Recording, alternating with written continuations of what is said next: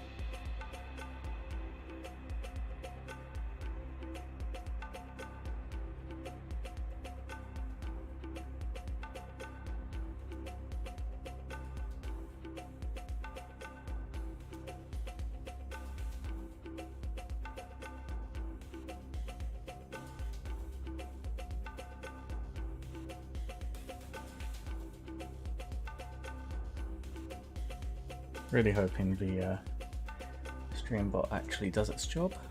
Would be nice for people to be notified.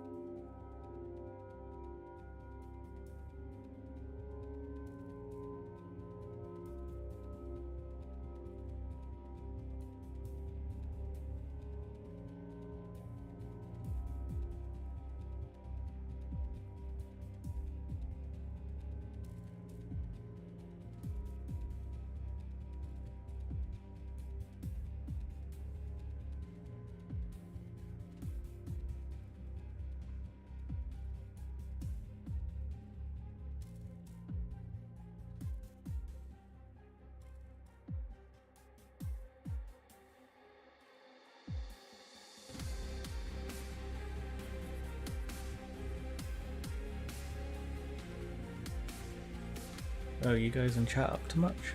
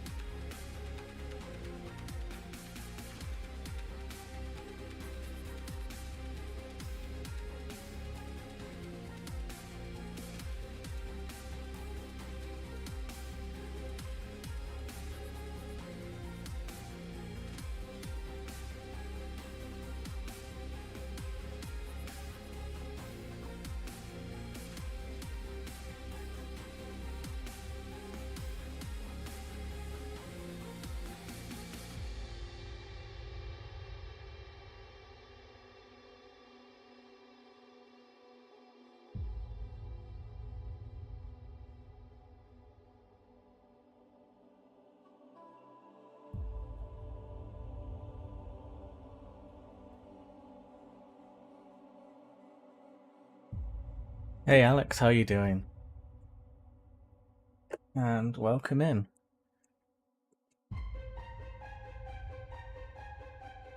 Today we're going to be painting, well, more of this Imperial Knight, what you can see. And it's mostly going to just be a showcase and like a chat through whilst I work through enamel paints and oil paints and how to use them best. As a lot of people in my little community here are interested in that and want to know a bit more about how to use them effectively, so this Imperial Knight is a perfect example for it. At the moment, just waiting for some of the contrast Black Legion to dry on the piping and stuff, and then we'll be getting into it. Speaking of which, there's some stuff I need to prep. So enjoy the music, and whilst we wait for people to show up, I'll go and get some stuff.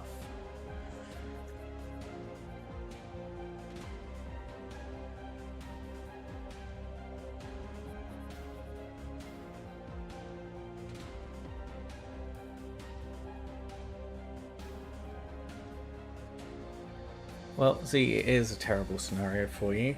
It's me painting Imperial Knights, so... And welcome in.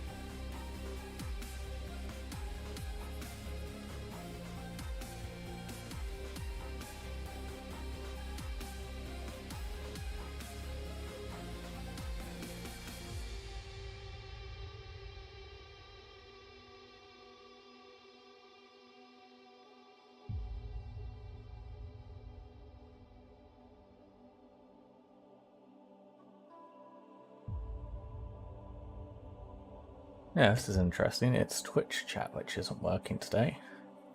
Not YouTube.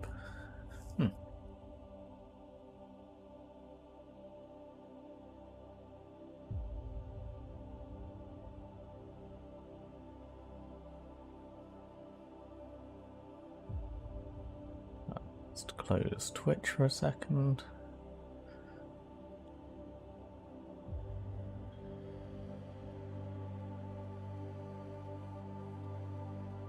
Yeah, Alex, how you doing? And hopefully I'll now be able to read these messages properly.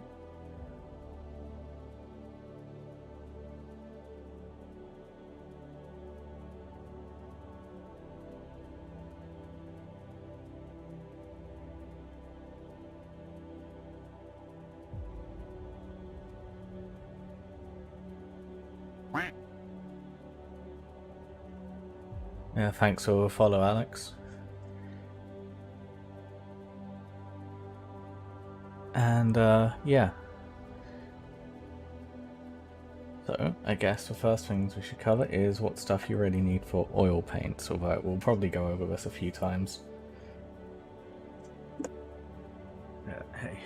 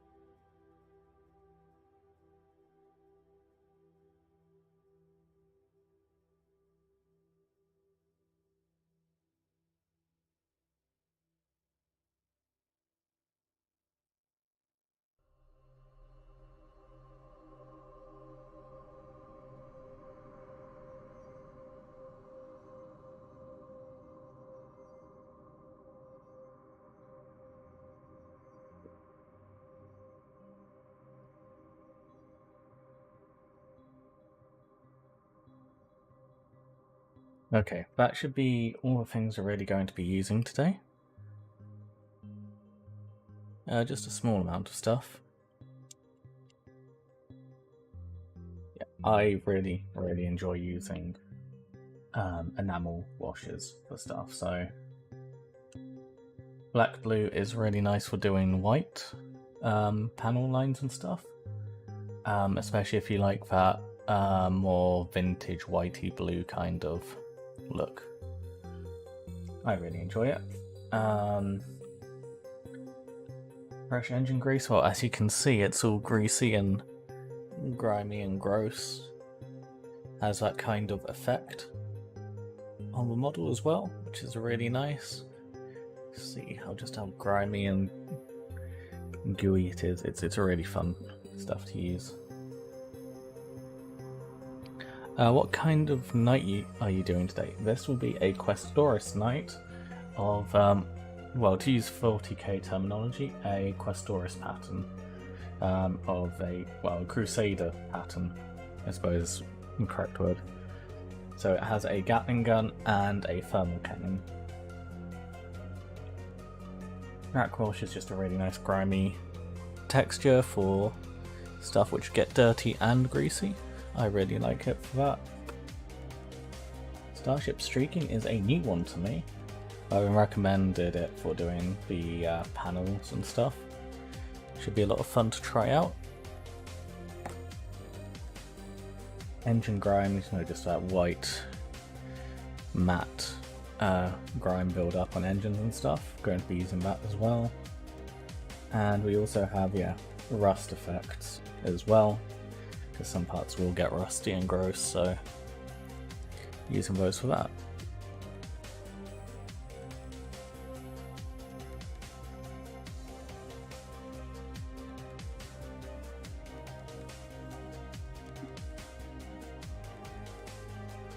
But that is not all we're going to use. It's not just going to be enamel washes today. Hi Hamish. Dirty and greasy sounds like my plans for evening dinner. What are you planning to have, Hamish? And we're also going to be using some oil paints as well. So this is Abteilung's engine grease. It's a really nice black-brown shade. Really nice for weathering stuff which is going to be a bit dirtier. We've also got some Abteilung black oil, just for if we need any darker shades. And we also have Abteilung bitumen, or bitume, which is just a very nice, very dark brown colour, which is just a very nice oil kind of thing for if you're making a drier looking oil patch or stain.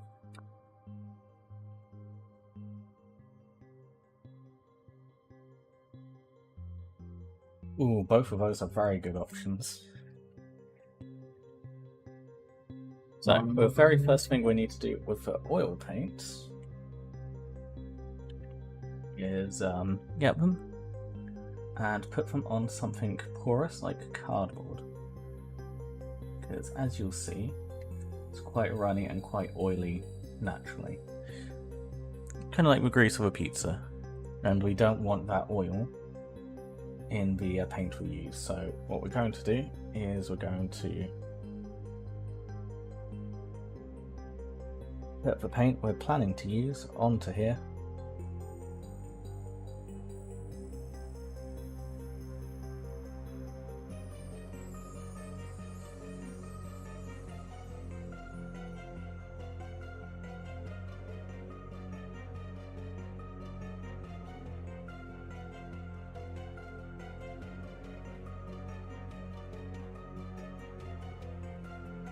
And leave it for a while, and we'll start working with the enamels.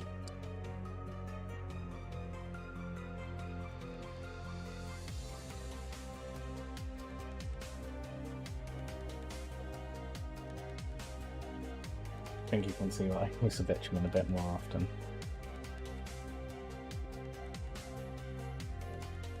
And this is also where my metal tray comes in. This is very handy for working with oils, as it won't dissolve. And yes, I did just drop a part in. So what we're going to do is put some of our AK odorless thinner onto the palette. Hopefully you guys can see that. Now we'll move the camera back a bit. There we go.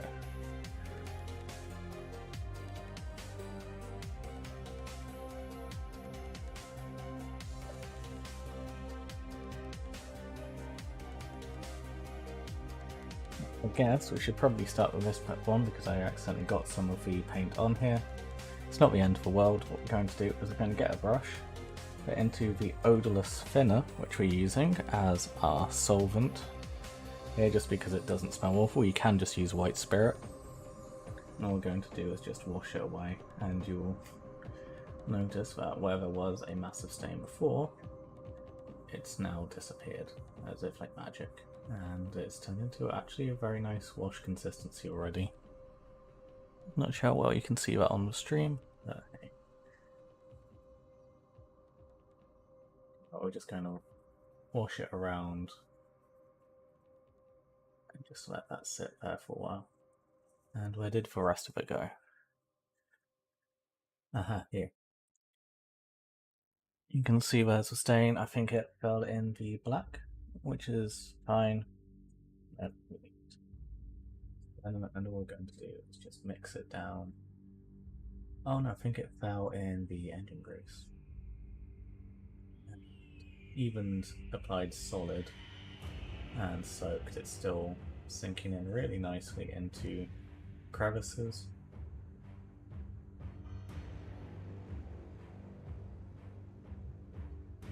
Well, blend it in basically.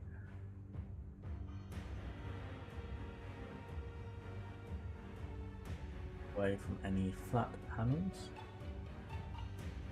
Don't really want the engine grease to be on. You can leave it there and it will stain a little and give it a tint, but that's not what we really want in this area. Brush it away.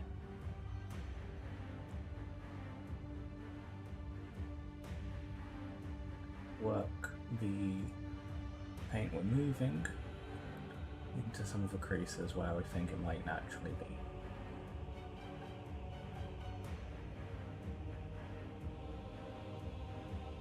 And there we go, we've turned that little accident into a nice bit of shading there. I'm not sure how well that shows on the stream, but hey. We'll go into a bit more drastic stuff in a little moment.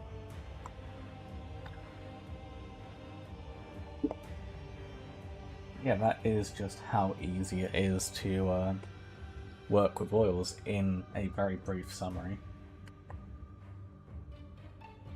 Incidental summary.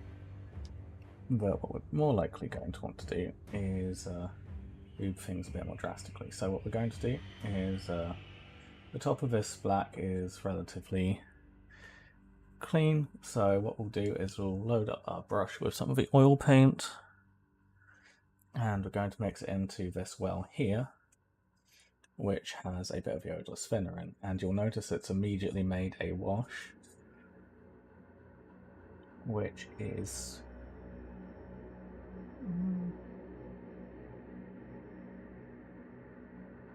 we can work with that. So what we're going to do is we're just going to drown the head section of this knight with it, because we want this to be darker and a bit more dramatic, because the helmet is going over this.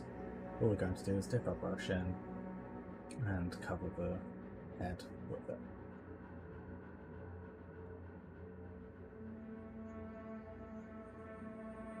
It doesn't matter if it pulls up on the surfaces, we'll sort that out in a bit. All we want to do now is just drown the area in the black oil paint that we've just diluted.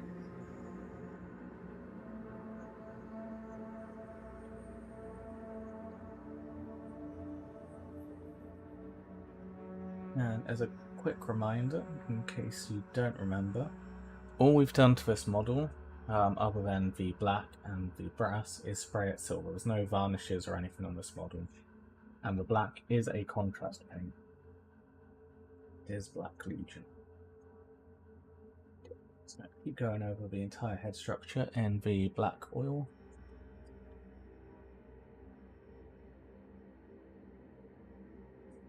Very thoroughly covered.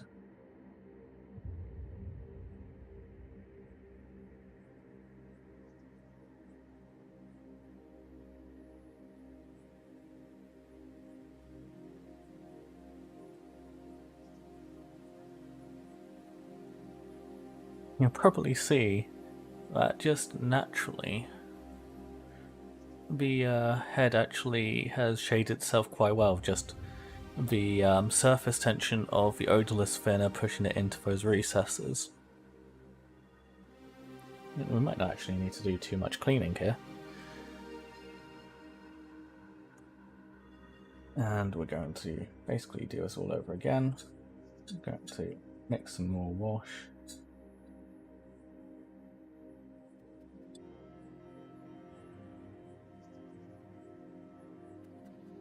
So I have a dirty well of oil here, which I'm just using, well, I'll be using for all of the oil mixes we make here, just because it doesn't really matter, it's all very similar tones. We're going to get a bit more oil paint and mix that in. More of a wash, because we have these little areas here which we want to also be quite dark, so what we'll do is we'll just push it in, and immediately the surface tension has turned it into a very clean wash. Not much effort. Keep going. I'm just going to put this black oil wash into all of these darker areas where we expect not much light to be. So at the underside here there's lots of piping and detail, which we can easily bring out just by covering it in oil.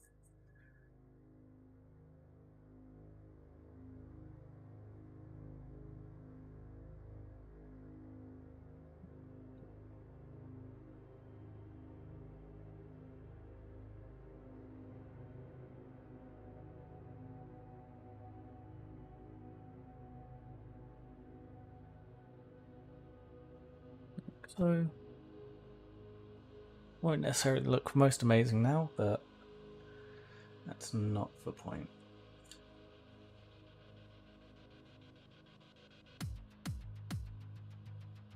Okay, let's have a look at other parts of the model where we think there might be some of this more darker areas. And what I did do with the brushing, with the priming, is I did do a bit of a zenithal, as some of these areas are naturally dark.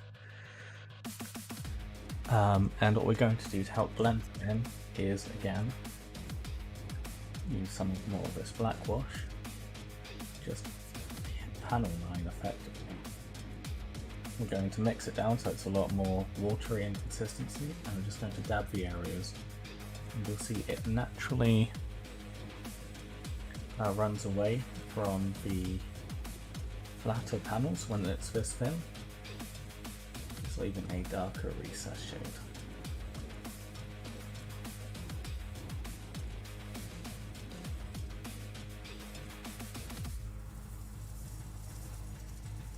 Going to do this to all the places where I airbrushed the spray to the silver with the cap.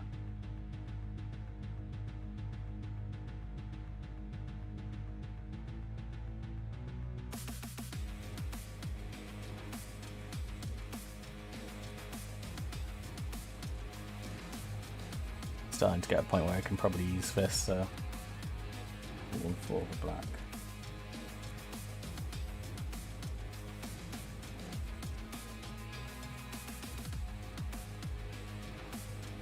So what I'm doing here is probably the best way to do a non-oil style effect. It's a lot easier. It doesn't, well, coffee stain I think is the term people use for it. Or tea stain the area unless you want it to, and does a very good job of panel lining. I'm not sure you can see in here too well. You can see they're significantly darker from where I've just gone in with the oil wash.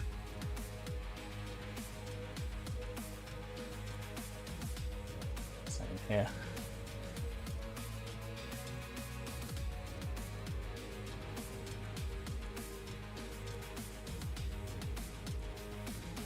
I'm going to do this in a way that you can see, but it's a really difficult area to get to.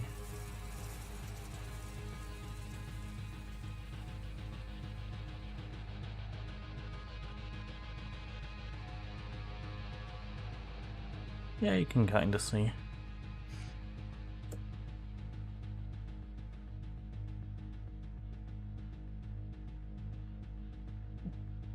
Nothing.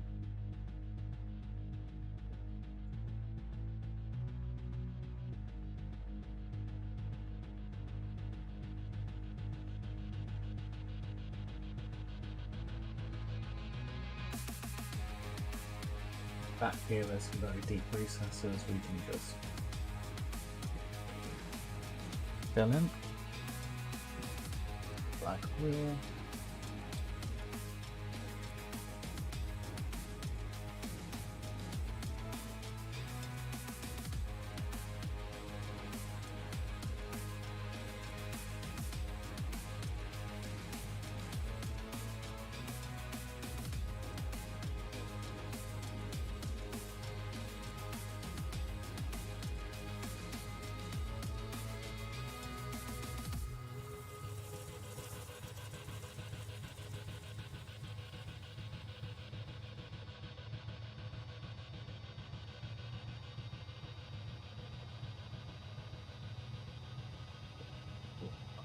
But it's meant to be dark, so I'll put some paint in there.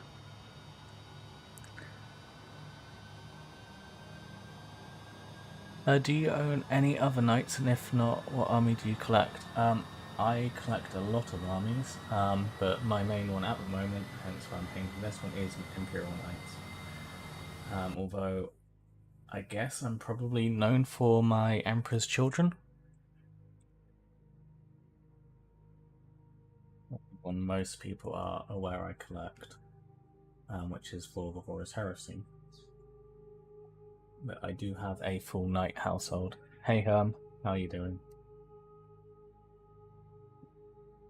Not water. Water's useless here. And you know what, we'll just do this here just as like an example of how the surface tension breaks, because I think I can more clearly show you guys how this looks.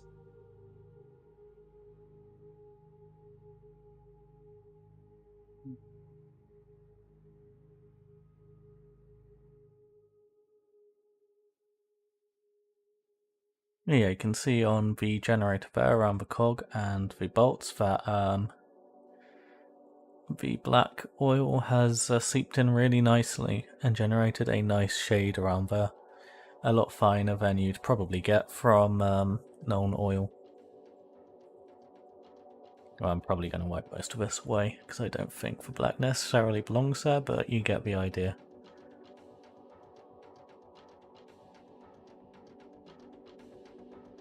Now what we can do.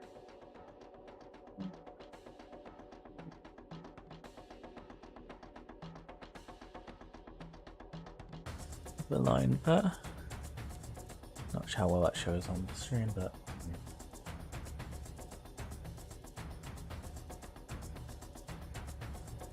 a bit more wash. Put that in. And down here as well, looks like it's needs a bit more.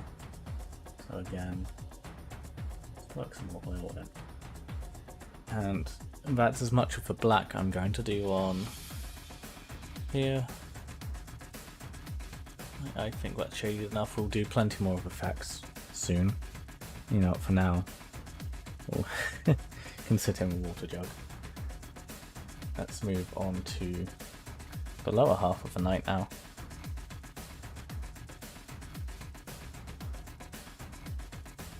It's a bit less to work on with here. But there's still areas we can work this wash in. I'm probably going to do is just paint it over the black areas as well. And where these rivets are on the insides of the legs. Just to give a bit more definition. I think you can see where the brush is, yeah? Cool.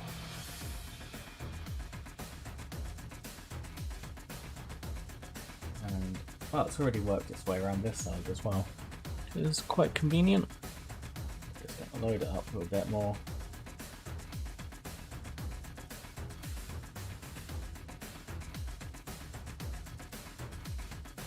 And do the same on this side. Brush it once in. Get more oil paint into this wash that we're generating here.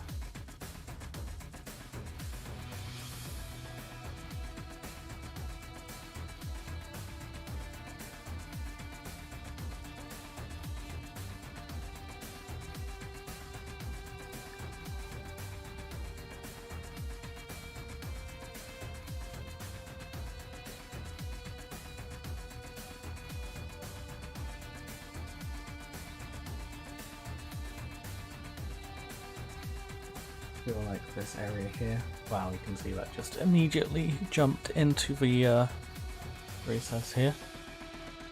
Immediately making it quite dark and just flows in. So all you really need to do is just dab your brush in and you'll see it's already run all the way down the length of that recess. And as this is again going to be hidden mostly, what we'll do again is cover most of this up here as well, and we'll use this to demonstrate surface tension. Hopefully. Let's choose here. Make sure it's showing clearly. Dab it in and you see it immediately. Again, so all we need to do is just keep dabbing around and you'll see it immediately runs in.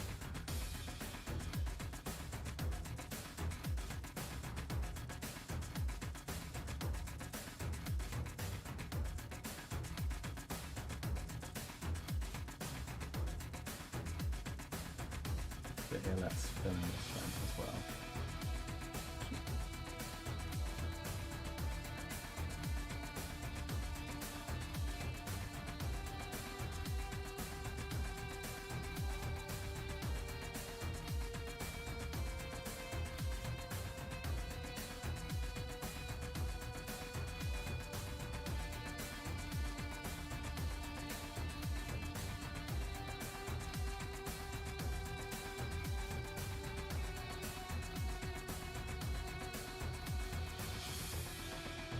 You know what I'll do also is I'm just going to put a massive ugly blotch there.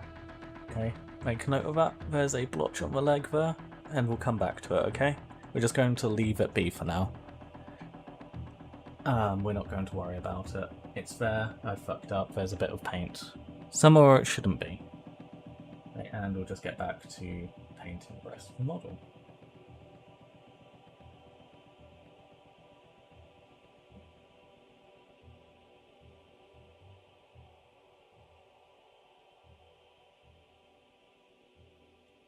And, well,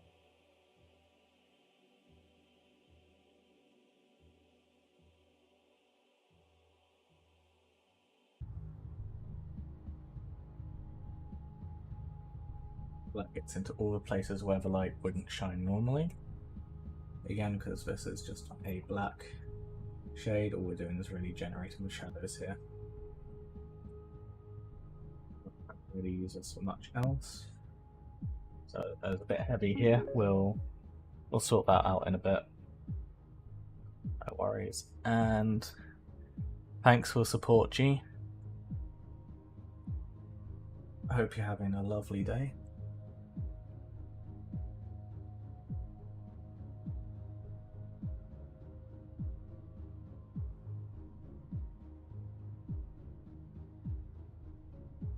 Can't really show this too much because there isn't really much detail down here in the joints, but what I'm doing is just rubbing more of this oil wash into the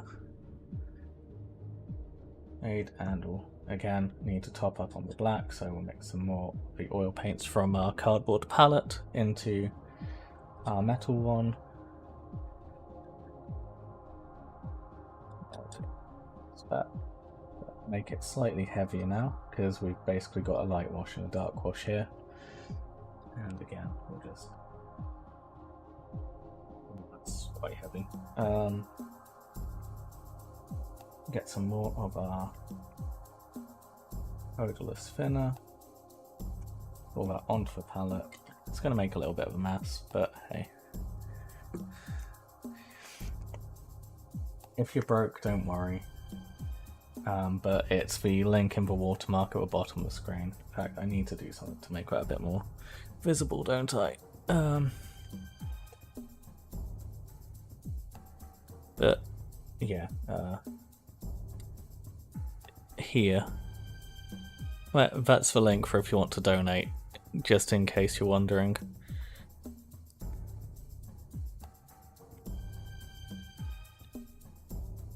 Again, it's a donation, it's entirely optional. I don't expect anyone to, but I do appreciate it when you do. So yeah, we'll go back to panel lining. Yeah. Oh, we should probably address the mess up that we did here. What we're going to do is just get some odorless thinner on our brush and just brush it in. In fact, we can probably even use that as a bit of a well for more of the wash.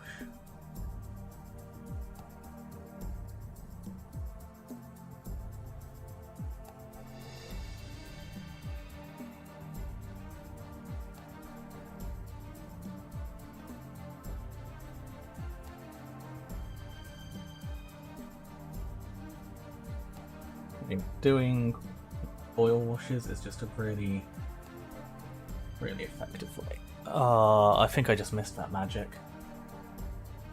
Do I not have a... Oh, I do have a skull. Let's see if I can recreate it here. So there's a skull and a piston here. What we're going to do is we're just going to drown it in oil. There we go. There's quite a lot of oil on it. Clean our brush, and we're just going to sap it up and leave it just around where we want it to be.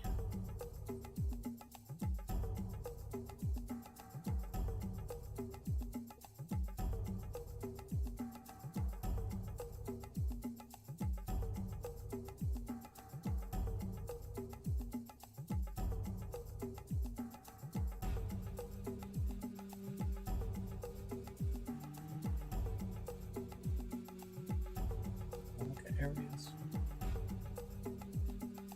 This is probably going to get a little bit ASMR-y whilst I focus. Sorry about that, chat. If you're into it, that's great. Otherwise, I do apologise. Yeah. I do, whilst I'm using this as a tutorial piece, I'd still want it to look good.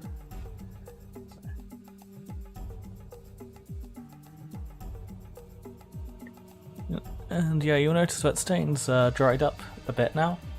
Looks rough dry. Oh well. Doesn't matter. Again, we can fix that in a bit.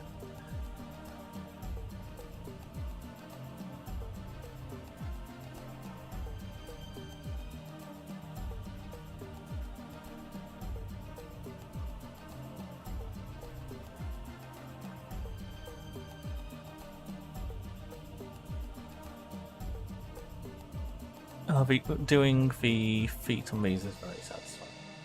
So you see the panel here, just gonna dab it in and it's filled in the area. Again, this one, just dab it in.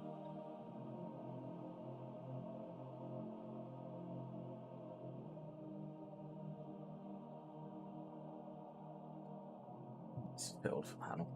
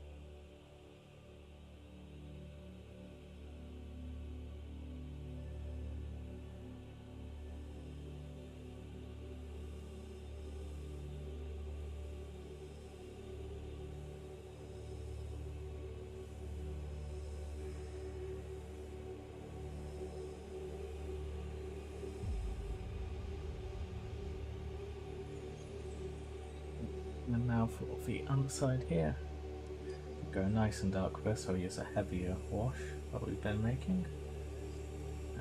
Again, we can dab just that in. Some of the lighter wash in so we get a better flow, and we're just going to paint this over this section here because we want this area to be a lot darker. I want to make sure that this is all shaded nicely.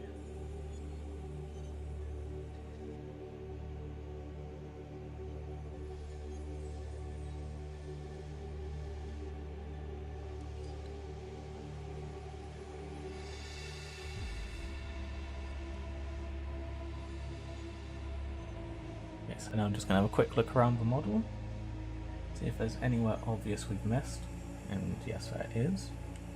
Can do the joint around the socket here, just add some oil in, there we go. Feet are done. Oh, add some shade into this socket here, so we'll do that.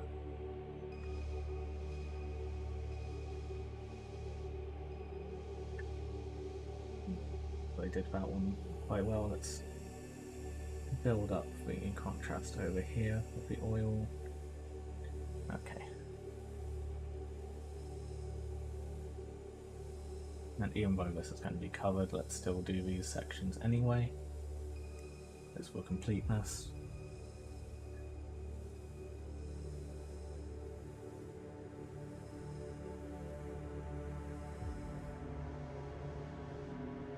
Okay. Oh, sorry, I was doing a bit off camera. So, that's the black done on the chassis. Put that back in there. Let's do the arms. Oh, these have some nice large flat panels, which will make this even more satisfying, I think.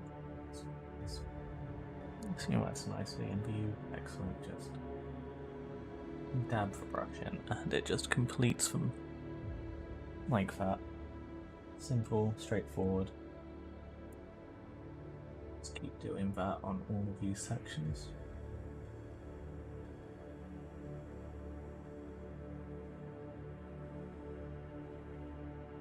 Make it lighter where I want it to be a bit more subtle. Darker where I think it will be a bit more obvious. So at the moment I have 3 different shades. I have a darker shade, which is more oil, has more oil paint pigments in. This one, which is basically non-oil in consistency, and this one here, now, which is a very light wash, which I'm mostly using just to top up these ones, really. And I'll keep going around in a circle pretty much around the palette.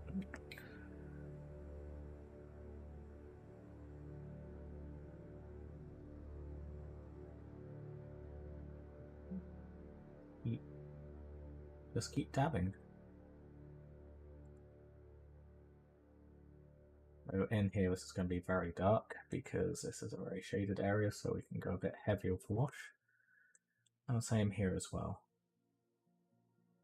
I've left a lot of this night relatively clean from different metals and textures because I wanted to just highlight just how much you can do with oil paints on this one. How long have I been hobbying? Most of my life, to put it simply. I got, well, since I was a kid, basically. And, no worry, Alex. Like, before I could, like, properly talk, I was already messing around with, miniature models of, you know, like, miniature trains and stuff. By the time I was 6, I think I'd already built a scale model railway. It wasn't a very good one, but still had one. And yeah, I then, once I then grew up a little, got into building historical miniature models, you know, like Spitfires and Tiger tanks and stuff. And I think it was when I was around 11. I was introduced to Warhammer by a neighbour who basically sold me on the whole concept of, hey, you know how you really love building miniature models? Well, if you could actually play like a proper game with them. And yeah, I was instantly sold. And yeah, I got into Warhammer Fantasy. Because at the time I'd just discovered Lord of the Rings and found all that stuff really cool, and I've grown up in very historical towns with castles and stuff. So medieval knights were very appealing to me, and the Bretonnians just stood out to me as just like the best faction, the most interesting one by far.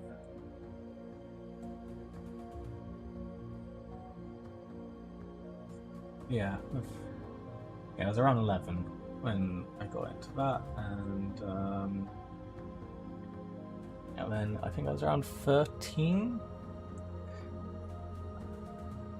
I'm not sure. But yeah, I started looking into 40k at around 4th edition, as my neighbour gave me a bunch of his old White Dwarf magazines. And yeah, I read an article about the Badab War in there, and I was like, wow, that's such a cool idea, because I was getting familiar with Warhammer 40k from just spending so much time in Games Workshops. And yeah, the whole idea that the bad guys could actually have fallen and become bad guys simply because the Imperium itself was bad, kind of idea. Really spoke to me for some reason, and I just like the whole renegade pirate thing. So I started my very first army, and I don't think I told Varak this, was Iron Warriors and Red Corsairs, because in the same article there was a battle report with Iron Warriors versus Salamanders, and yeah, giant artillery pieces just were very appealing to me, and I've always found big guns cool. So the idea that these renegade space marines could have these massive artillery cannons for basilisks at the time was really, really cool. And that sold me on 40k. As you know, trebuchets and knights and shining armor are one thing, but a giant cannon is another.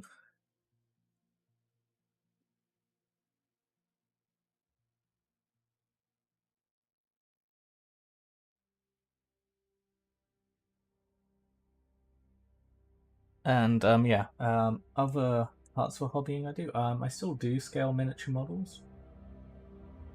And I do play a lot of Bolt Action as well, which is a World War II game made by the guy who originally wrote the rules for Warhammer 40k and Fantasy, and therefore is quite similar in style.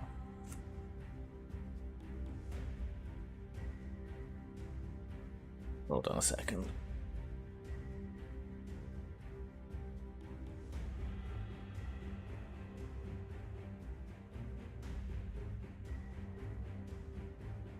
Okay, there we go. I just need to do something quickly.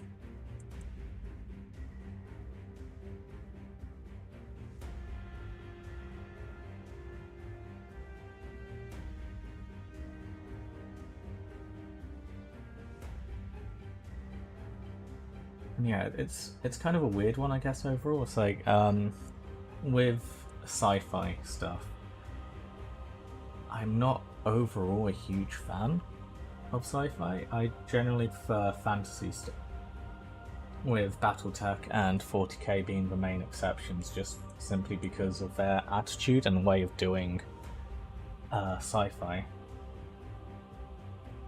As both games treat it a lot more, I guess, historical, rather than as a fantasy setting, as a sci-fi setting.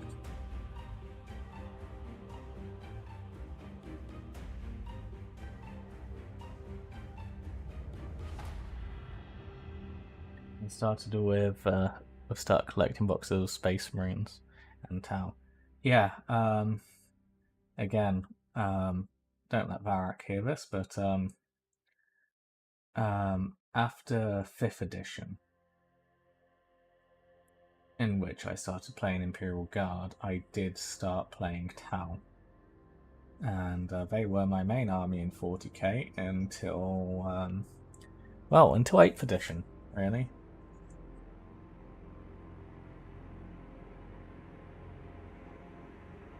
Mostly because my partner also got into the hobby since, and they really like the Tau. So to avoid us both playing and collecting the same armies, I've stopped playing the Tau. As I enjoy my Space Marines, so I was happy to move over and let them have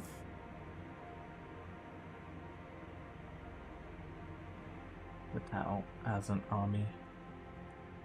I have quite a large collection of Tau now as well, including Taunar.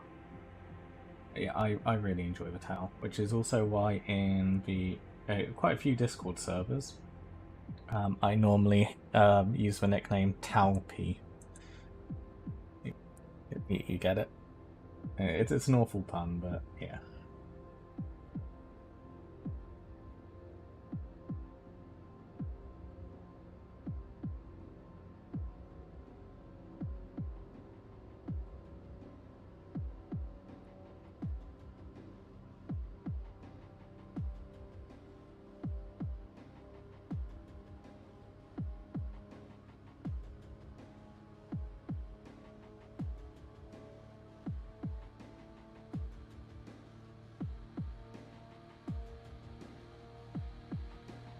All off camera.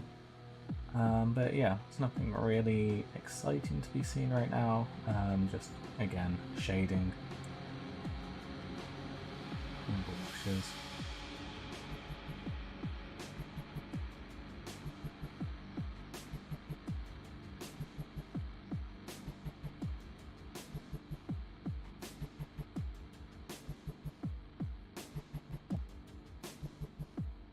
careful. The black I need to do on that one.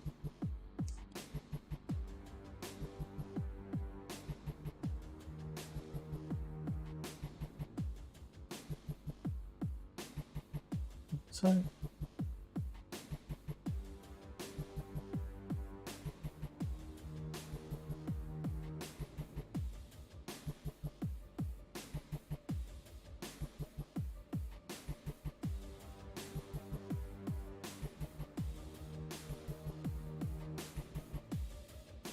another reason why oils are great. You can see here that the black stain's still there and it's dried up. I can touch it and it's not moving. And what I'm going to do is go and get a cotton bud.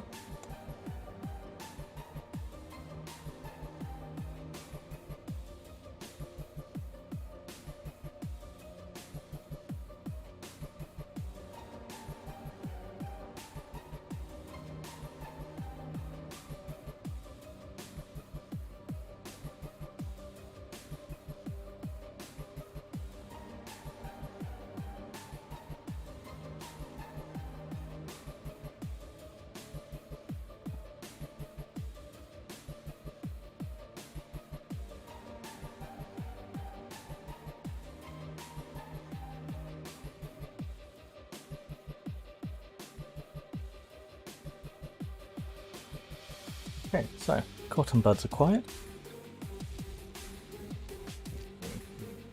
That without it? No. Okay, so what we'll do is we'll get a cotton bud, we'll dip it in some of the odorless thinner, and we'll just brush away the mistake. And like that, it's gone. No more black stain.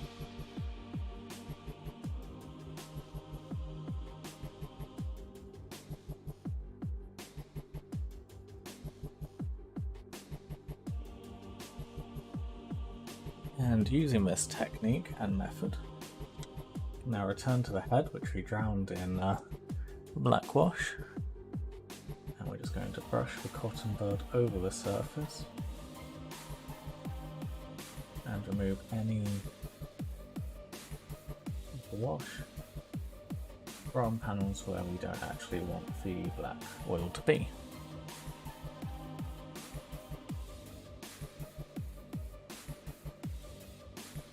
Done. Well, that's the thing here, Byron, right? Here's our oil paints, here's our palette. We take oil from here, mix it into our thinner, and paint. There's not really much to it, really. And the thing is, this palette here, this sort of cardboard stuff, this paint will take days to dry, so I can just crack on and do a bunch of other things with it as well.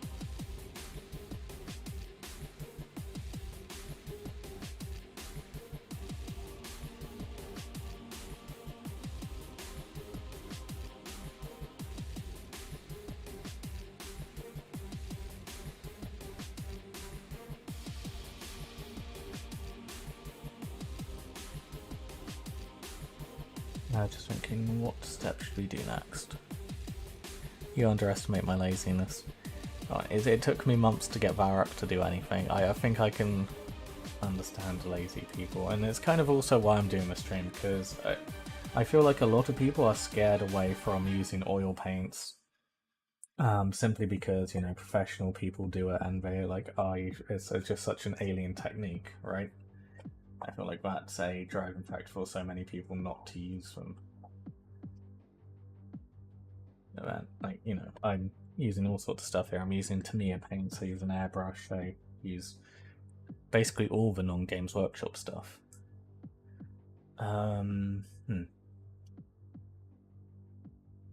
We do need to leave this to dry for just a little bit before we go on to the next steps. I think what else we can...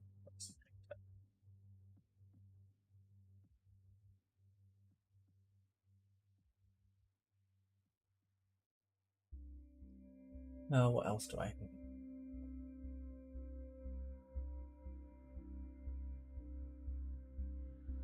What would you oil?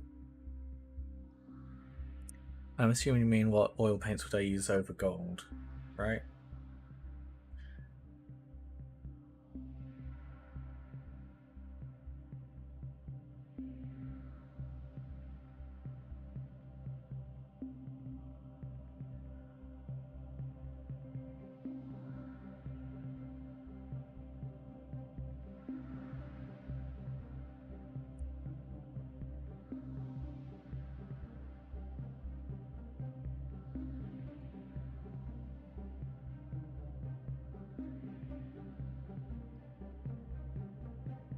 Normally browns. Again, it depends. There's a bit more to it than just,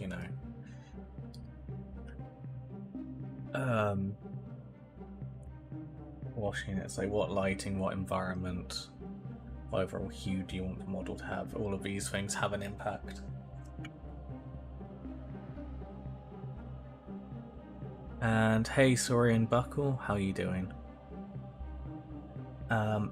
Today we're painting a Questoris Knight, and at the moment just waiting for the oil paints and oil washes I'm using to dry a little bit, and then we'll be carrying on with oils and enamels. Today's mostly just a day of, I guess, introducing people to the idea of how to use oil paints and enamel paints, because they're basically treated the same way.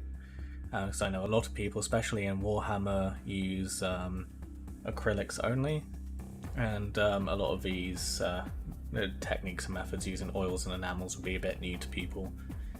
But I just want to make sure, well, I guess show people it's not actually as scary as it is. Oh, that's a spicy one actually. Just on that note. And yeah, I'm doing good, Soren.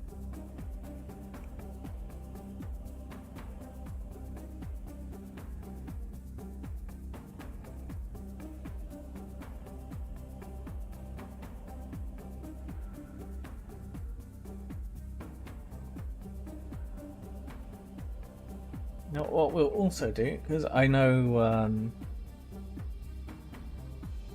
some people might not want to invest straight away in Abteilung paints, as I know they're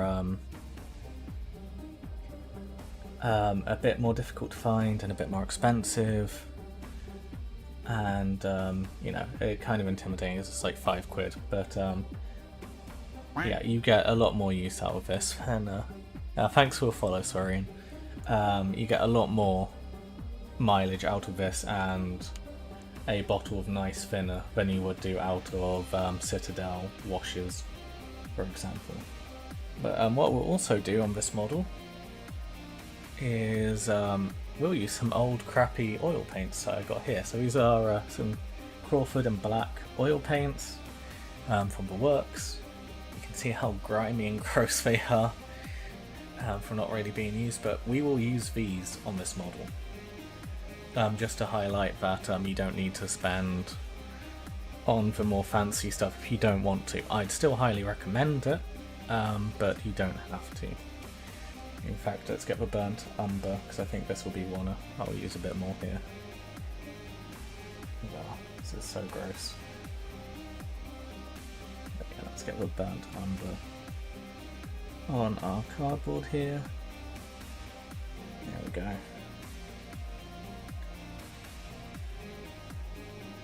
Yeah, this gross stuff is the oil that makes the oil paints kind of glossy. And that's why, again, for those who missed it, we're putting it onto the cardboard there so the oil gets soaked into the cardboard and leaves us with just the pigments. And I'm just going to put these back in the drawer. I can leave there just to highlight that we're using a crappy oil.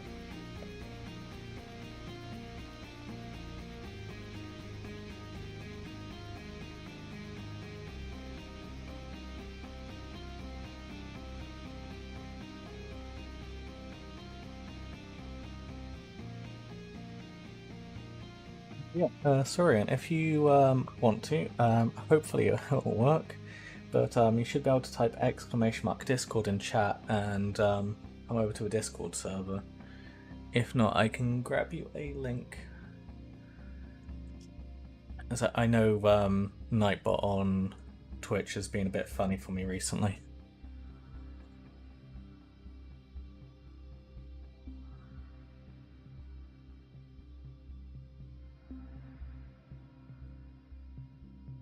Yeah, again, it depends on the oil paint, depends on the quality. There's so many things that can impact the quality.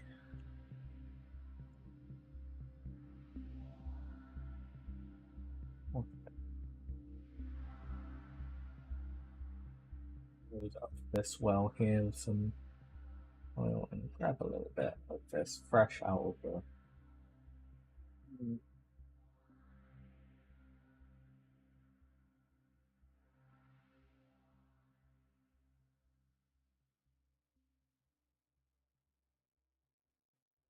See, it's already pinned down into a very brown wash here already.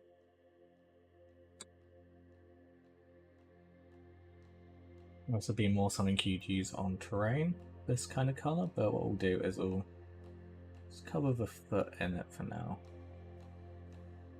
And we'll do this whilst the black is still a bit wet, in order to help it blend in a bit more.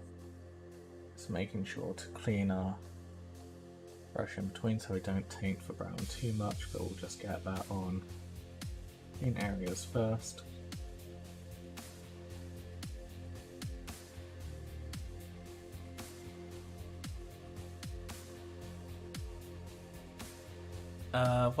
What model suit is it?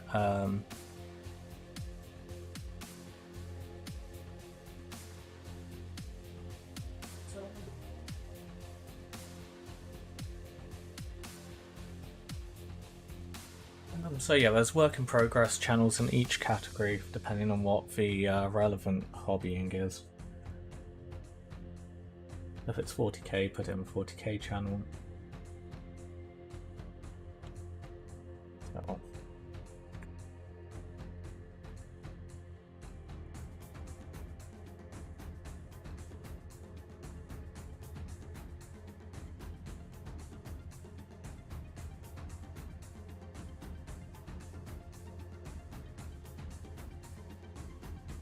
What we'll do,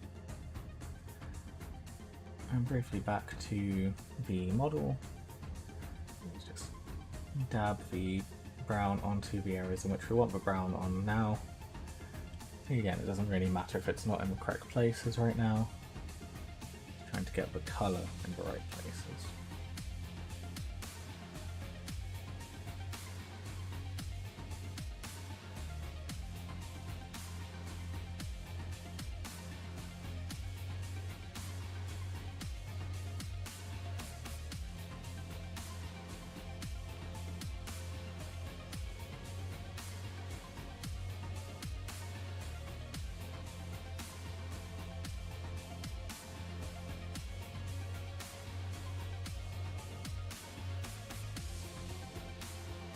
Okay, sorry. What you need to do is in the welcome and rules section, at the bottom there is a little reaction, the little yellow heart. If you click on that, it'll give you access to the server. It's just a anti-bot mechanism. So yeah, read through rules, click on reaction, and you have access to the server.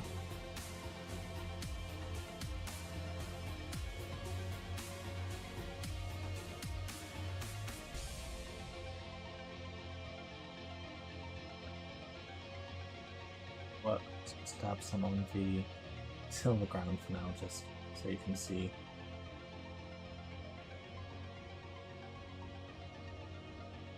I know it's very satisfying watching the oils work its way into the creases.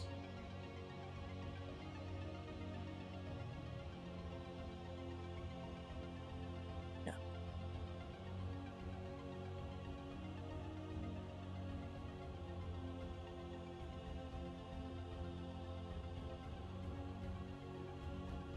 Yeah, we'll go back to waiting for a few moments and looking for something else to paint whilst we leave that brown that we just put on and the black to dry a little.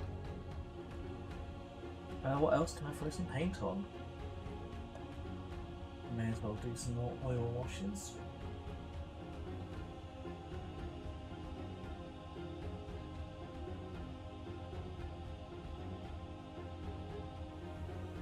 Oh, I've got an idea.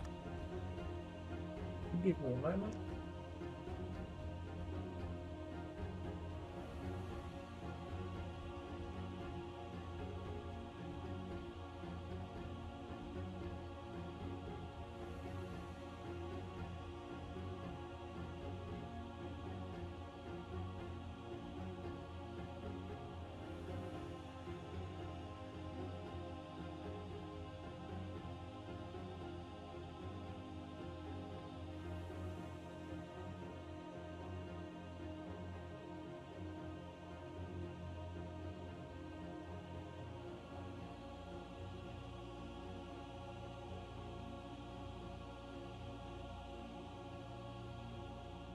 Okay, so this is the Naoma main battle tank from Promised Land.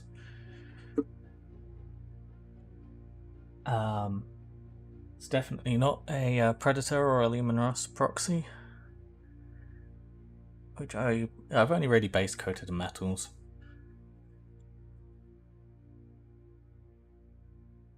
But yeah, what we can do is we can mess around with some oils on this.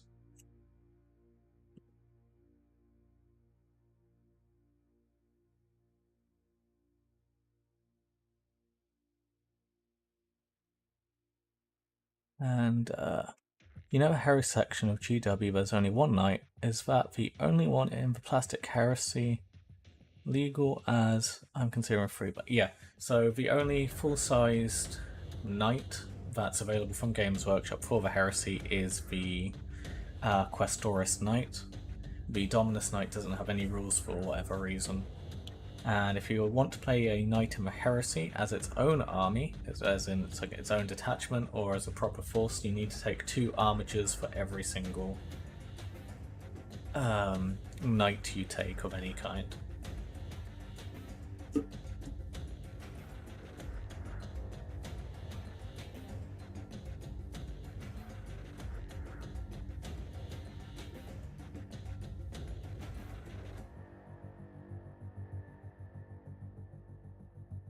That's a question. What?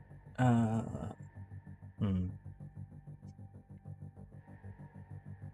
let's spice things up. So, for the tank, sorry for shaking it, but needs to be done. We'll be using this Ammo by MiG blue-black panel liner.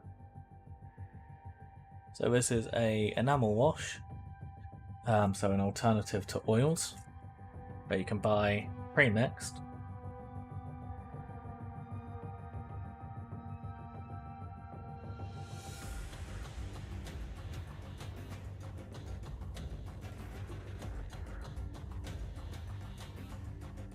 It's the first time I've opened it, so need to shake it properly.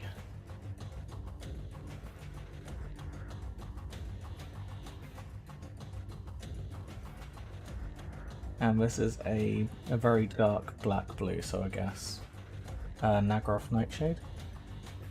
We can see here, it's somewhere between Naggaroth and what we'll do is we'll just straight out the bottle, use it the same way we're using the oil wash.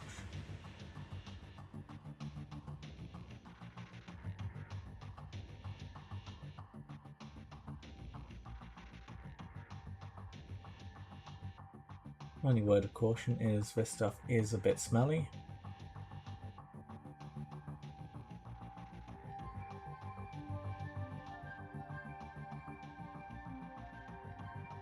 It works.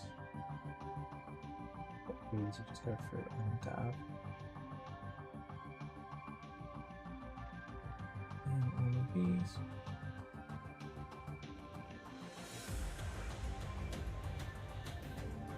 Although I think I might actually do something a bit different with those. So let's just apply this wash into the areas we want it to be. It will look a bit weird because this is a 3D printed model, so we'll go into the print lines on this, but we can resolve that in the right places.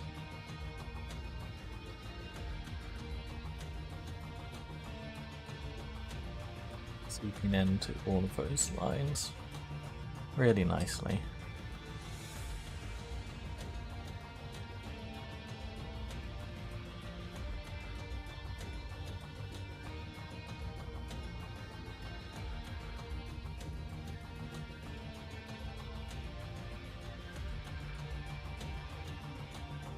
As long as you aren't drinking it, it'll be fine.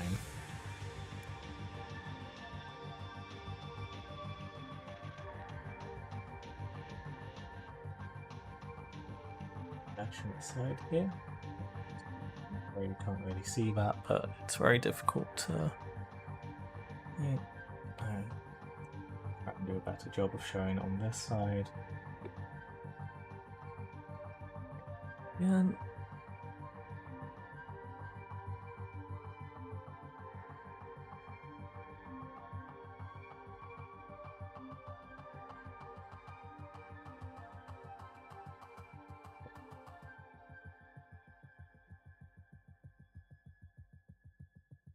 With this in, say, black.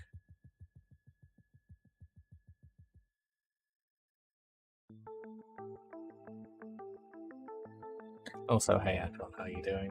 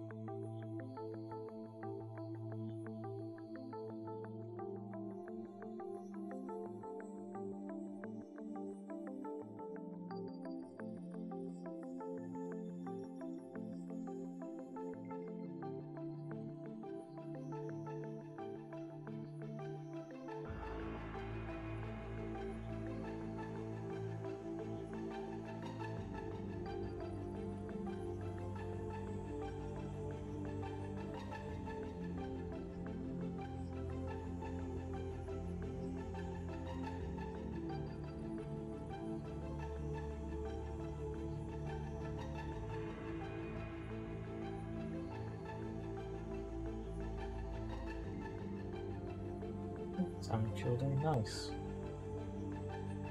I'm hoping everyone here is having a nice chill day.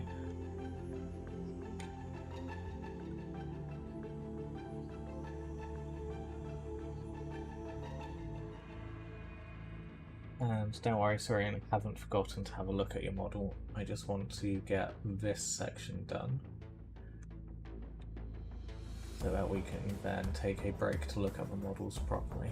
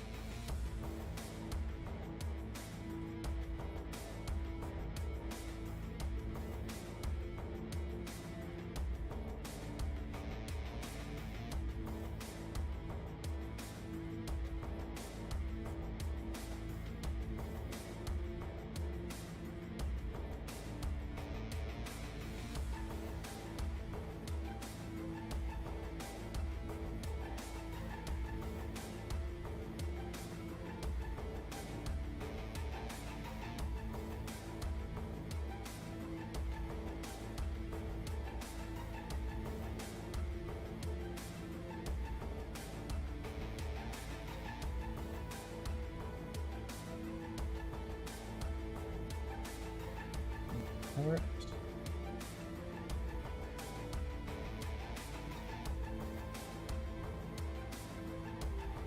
How would you take on knights with your Emperor's children? Firepower and lots of high strength melee weapons. Anything that's good against vehicles will be good against knights. The only thing is, the knights are somewhat capable of hitting back.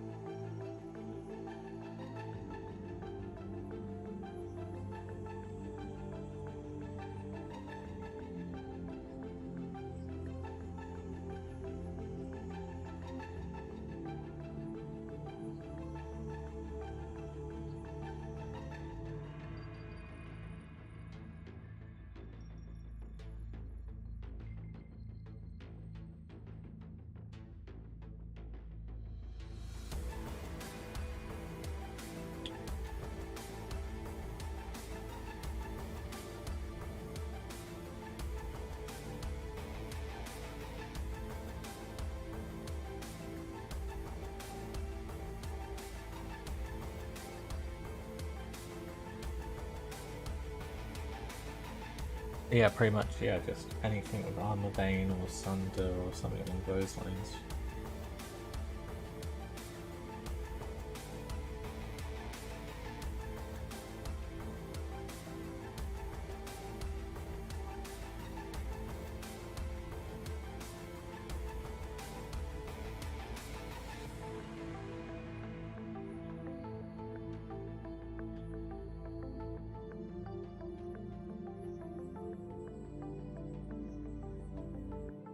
Just out of interest, Saurian, how did you find my channel, by the way?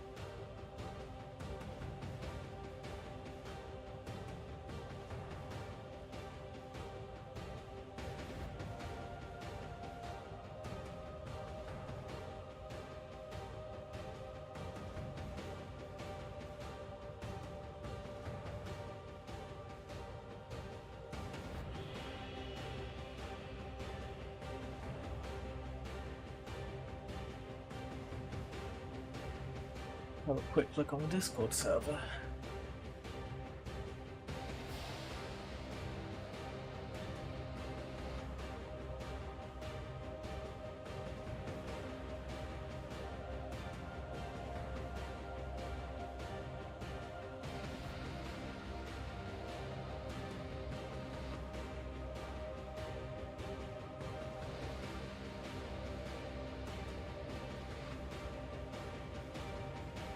Okay, Saurian, you still there?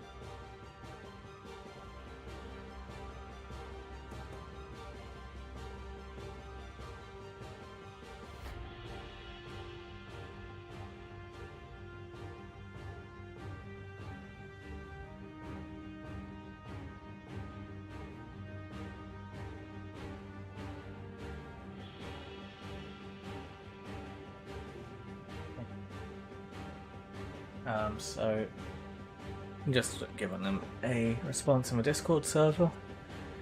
Again, in case you're for one person who isn't aware at this point from the people in chat, !Discord in chat will give you a invite link to the Discord server.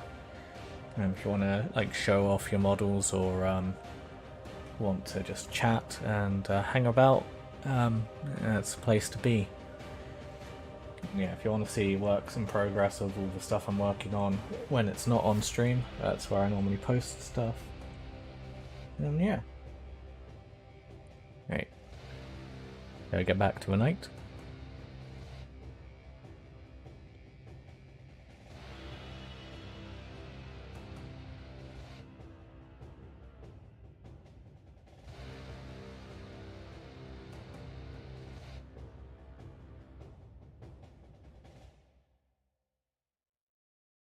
I'm really hoping the Discord link works on YouTube now. Come on, Nightbot, do your thing. Oh, this is going to be a little awkward. Oh, there we go.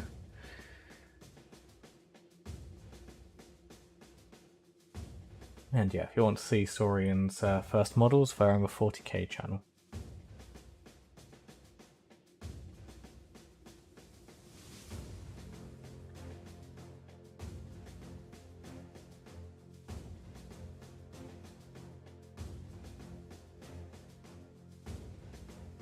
And also people get used to that. The next thing we're going to do is we're going to work on oil and grime on this night.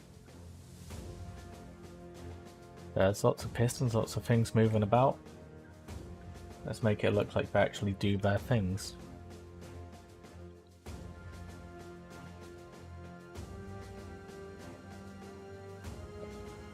Oh. Put the lid's glued shut on it. Right, force it open.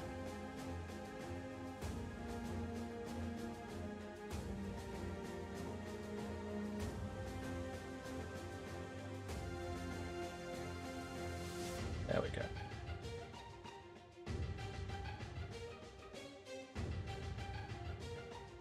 Is I'll just put some on the palette just so you guys can see what it looks like.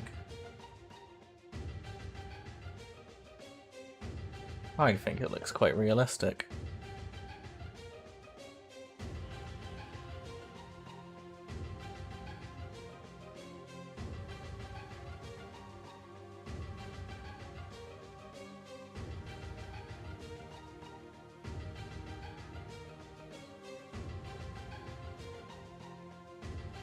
Right, let's start putting it on the night.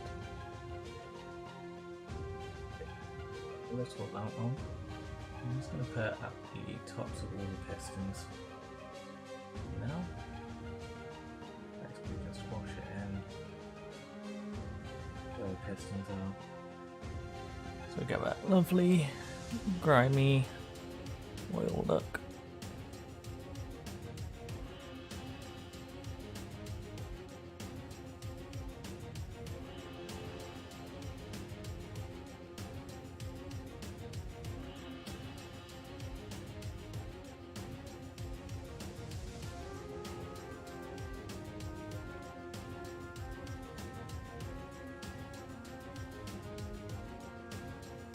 And we're just going to work this in to all the areas we expect to be oily and greasy.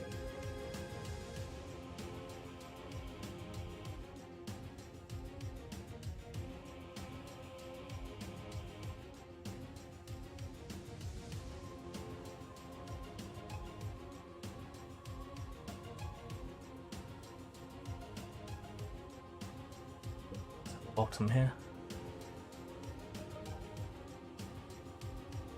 Try painting a model in oils as in its entirety, or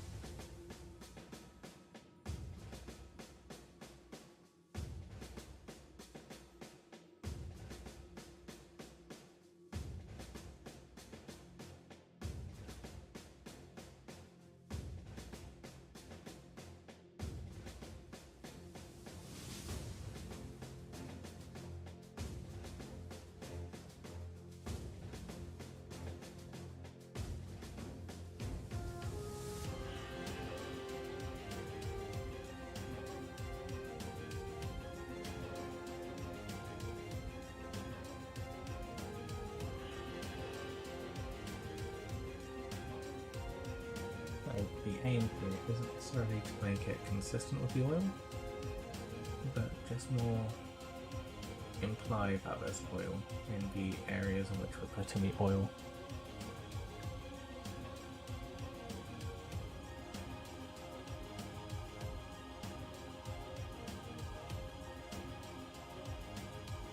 Built up and looking gross is basically the aim here.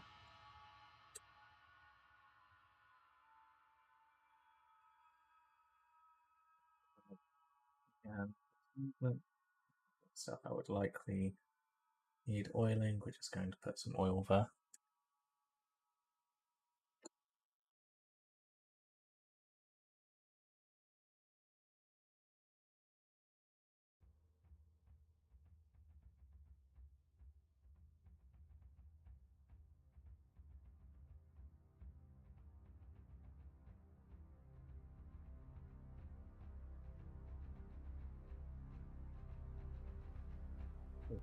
Spot here is the input. So it's going to basically drown this area in oil, and we'll do something slightly different here. Friendly dropship has entered atmosphere. ETA dropship 1 minute.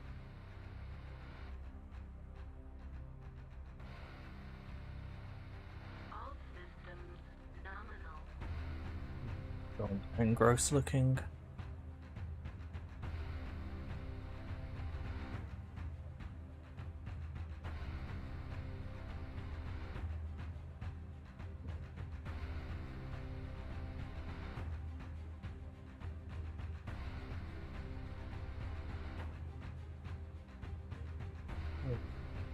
It's just this main joint between V night and the upper bit of the night, so you could probably say we've overdone it somewhat there, which is fine. What we're going to do now, move the brush off.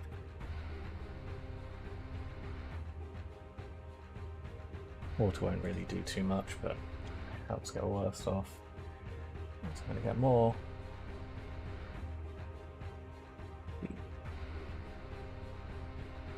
Thinner down. Wet our brush in it. Just going to brush it downwards. The oil. It's starting to streak it and make it look all dirty and grimy. In streaks, as if there's been some movement there.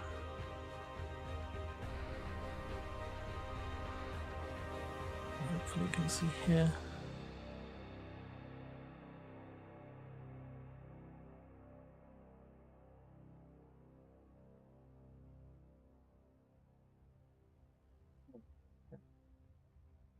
Just past the joint. Gravity will force some of this oil downwards. Keep going until it looks about right. Notice as well that the oil, because we've just saturated so much, has actually started to leak down here as well.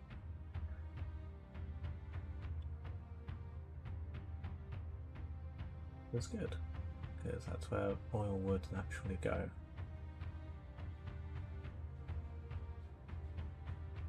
Help encourage that as well.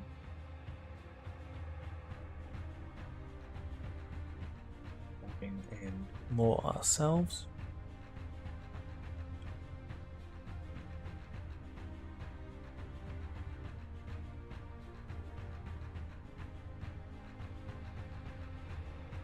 Should look nice, green, grimy and streaky.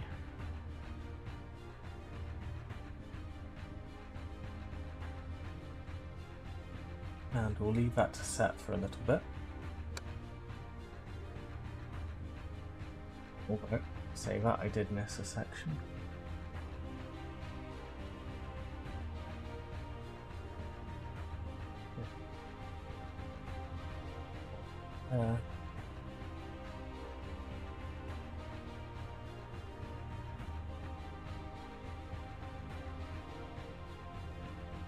Oh.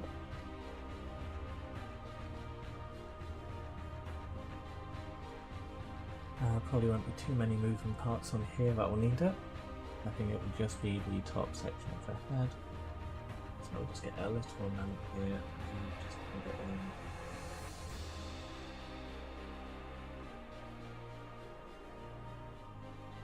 Top crease of the head where it's likely there's going to be some movement. In terms of visible areas, I think that's it on the torso. Or the arms. Very first and most obvious place is this joint here. This is going to be very oily. Look at how much movement there is here, so we'll just drown that in oil. Not too worried about spilling over, because again, it would make a mess of itself.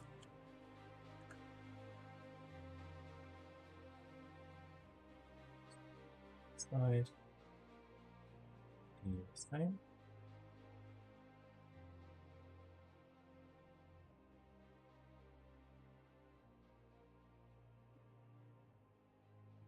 Pistons here. And try and run it around the top because that's more likely to get dirty and greasy. Well, Enemy mech destroyed. Primary objective there's successful. also, Proceed to if you didn't glue it in place, a piston here which is actually articulating itself, friendly dropship has entered atmosphere. which is perfect for us. 1 minute. It Shutdown shows sequence that this entire thing should just be greasy and gross.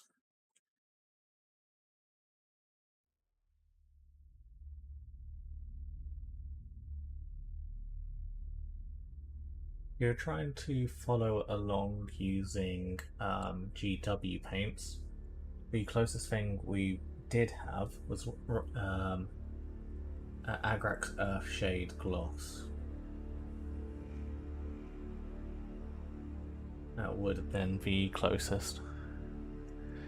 What size magnets do you use on a knight? To be honest, I don't know. I've tried to magnetize knights in the past and just found it wasn't really worth it because I kept playing knights in the same configurations. This is all just sub-assemblies, not actually magnetized. So here, as it's not a place where I can really put the oils because we want this to be able to articulate still, we'll run the oil around either side of it, like so, and we'll come back to it.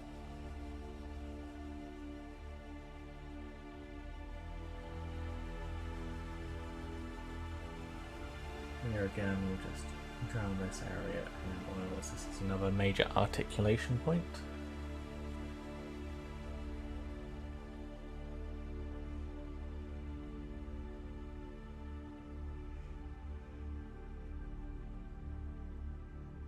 Okay, that's all suitably greased up and dirty with oil. Let's move on to the next one. Which will have a lot more on it because this one actually has moving parts in its firing mechanism. So again, we'll open up the arm as far as it goes, so the pistons fully extended so it can paint the entire thing in grease. It does look like this entire thing does get horrifically greasy.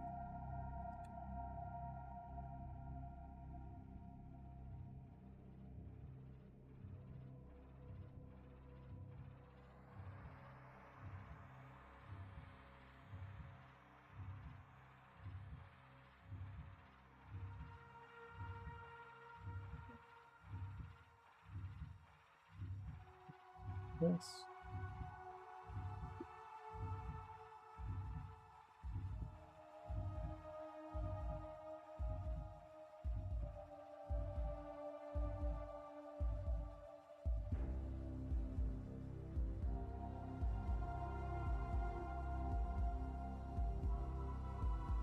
Paint around here again. If you know anything about painting, oil and grease on vehicles, especially ones as mechanically complex as this, is it's actually perfectly okay to make a mess everywhere. As it will itself, as a machine, make a lot of mess everywhere. And the people repairing it will make a mess, or maintaining it will make a mess everywhere of oils as well.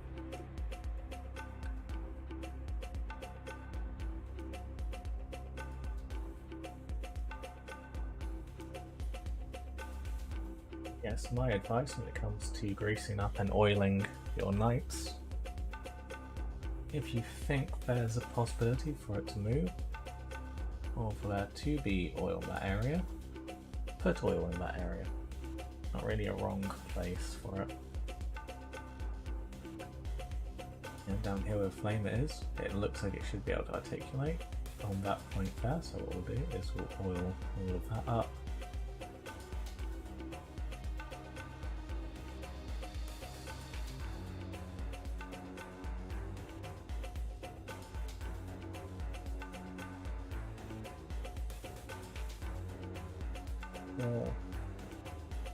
Up, let's do the articulation joint down here. Mix it all up. Lovely and oily.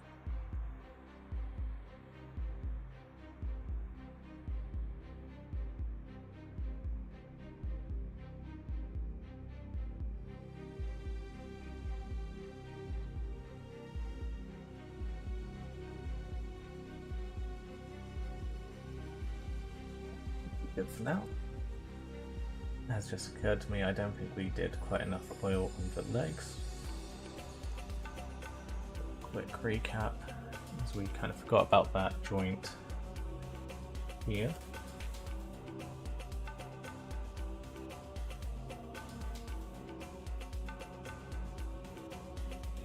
Around here, oil, so oil would make a mass all up here.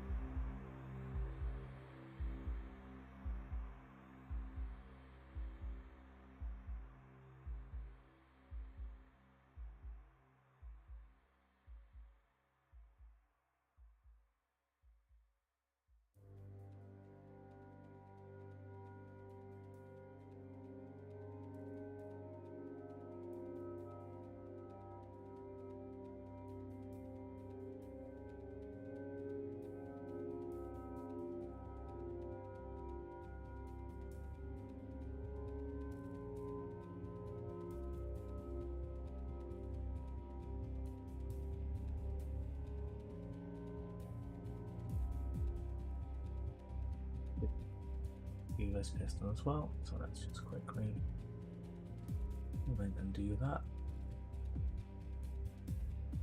Oh yeah, it's looking very grimy and gross, but not very refined. Don't worry, we will come back and tidy it up a little bit.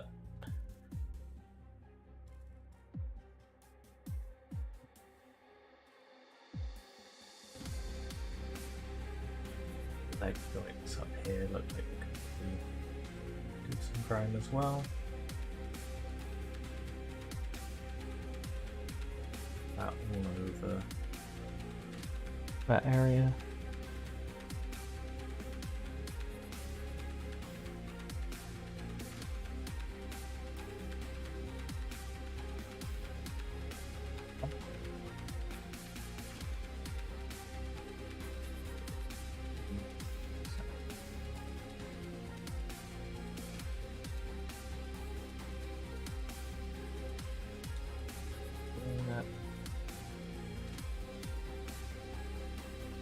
Oil into the ring outside as well.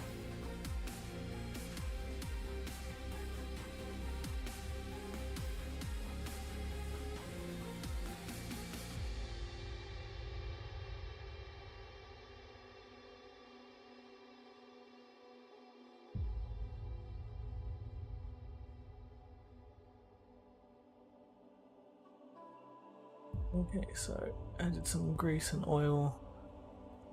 Now in some more places.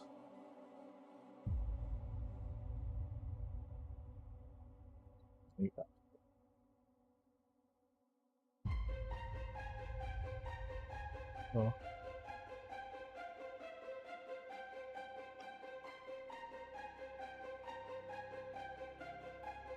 Alright, so what's everyone else up to?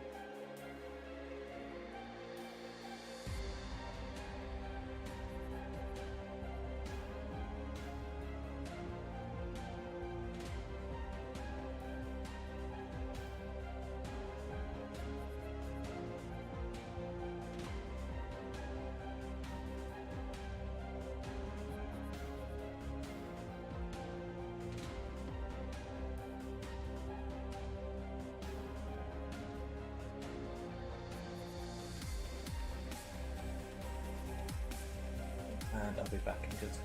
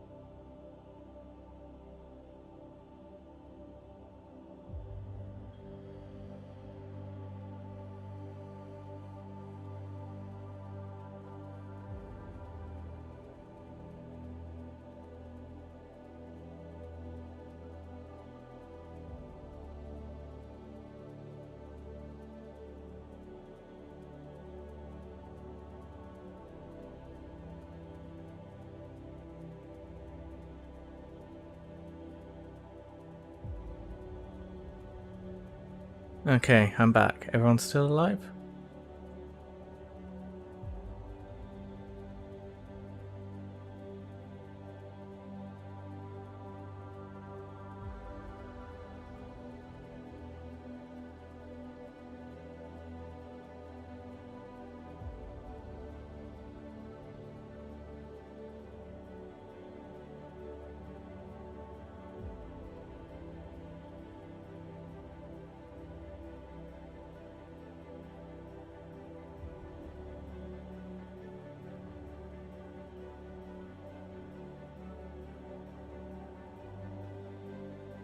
Oh, is it just my is it just my stream, or is no one actually talking? Oh, nice. I can see you're here.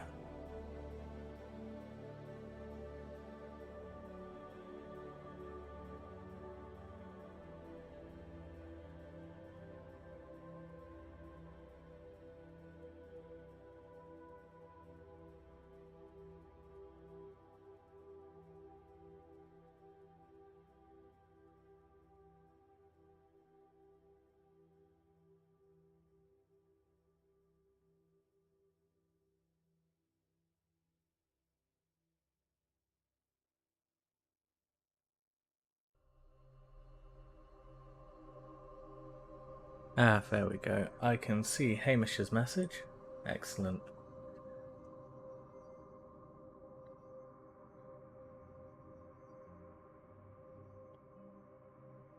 Okay, so there is life. Cool. So I guess an update on the oil. You can see it's started to subside a bit and isn't as dramatic.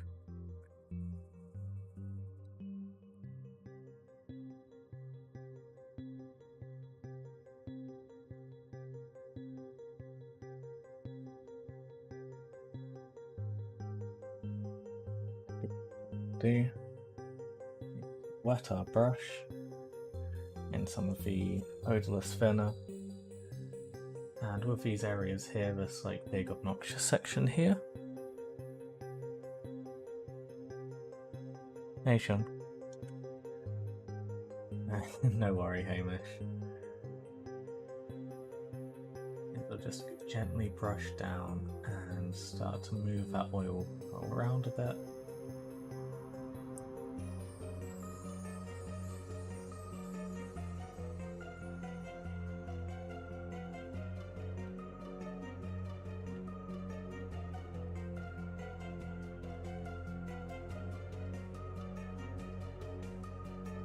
Hang on, wait, Hamish, was my stream on whilst you were snoozing?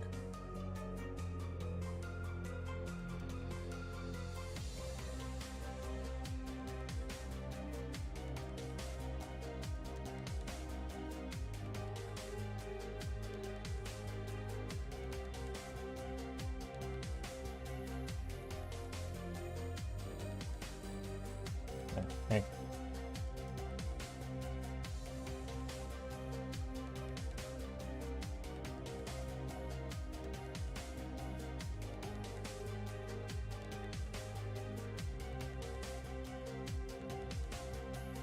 It is my voice that calming, Hamish, so you can fall asleep to it.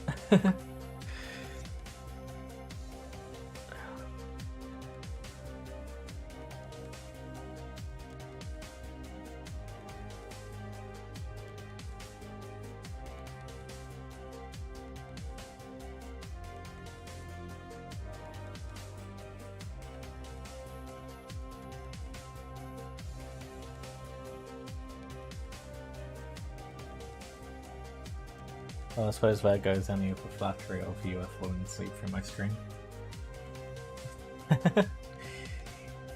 How hot is it outside at the moment?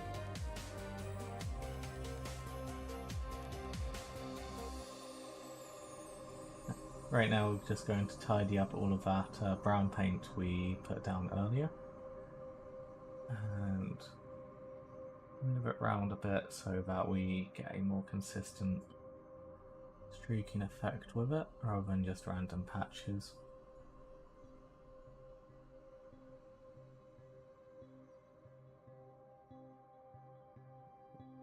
Like the dirt and stuff, rather than just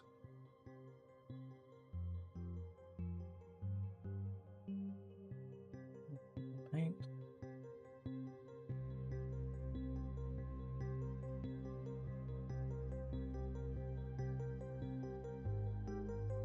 Yeah, if you use a damp brush it will streak quite nicely, and will give just a dirty effect on the side.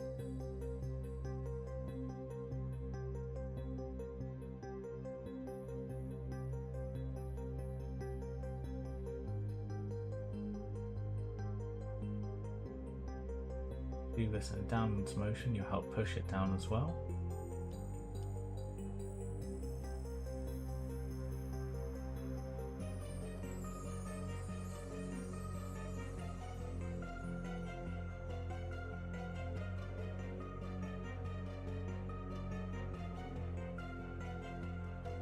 Yeah, I agree with you, Hamish. What we're doing now is just wetting the brush briefly and then drying it off so it's not too dry and will still actually have an effect, and we'll just keep going.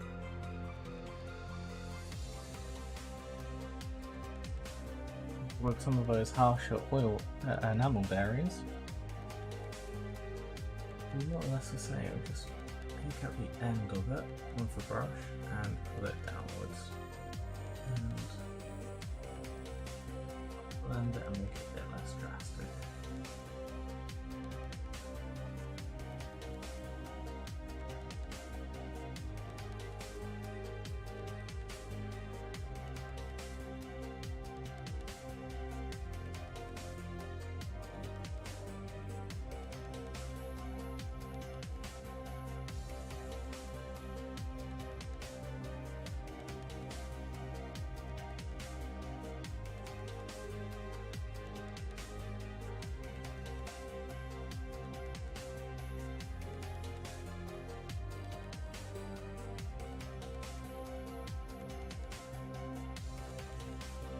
It has been quite nice weather.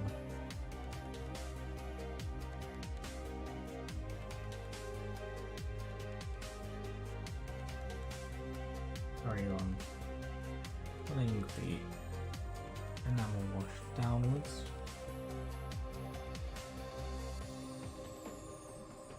Looks like it is being pulled down with gravity.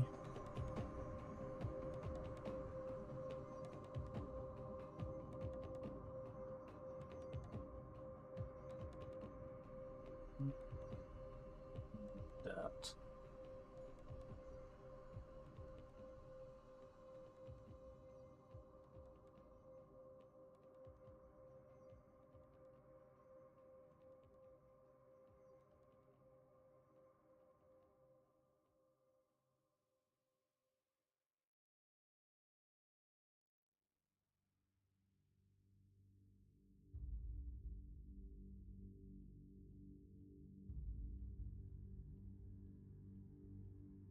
You're taking too much away. Hey Doyle, you can always seep back into where the oil paint is naturally run and pull it back up again.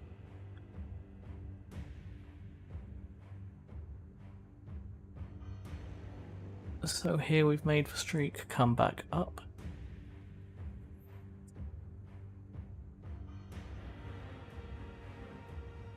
So yeah, we did a wash with the black oil paint, and then we covered any area which moves in, or would realistically move in oil in an enamel oil paint, which is Ammo by MiG engine fuel and oil range, fresh engine oil, and we've painted that into anywhere where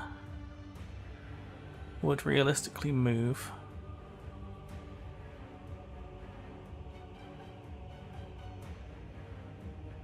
And we let it sit for a little while.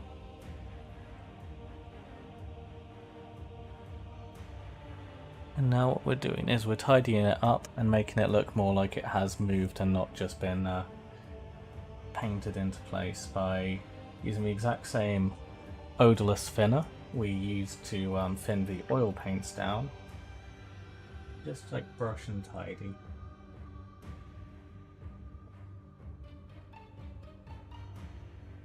Here we're just going to push the oil down away from the point where I brushed it on. And what that's going to do is kind of semi-reactivate it and help us move it into a more accurate place. Hey Serene.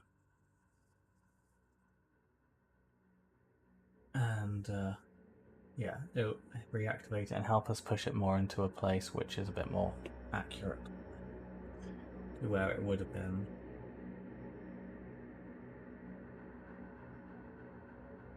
But doing it as lots and lots of gentle downward strokes with the wet brush. Move the paint which we put on down, following gravity.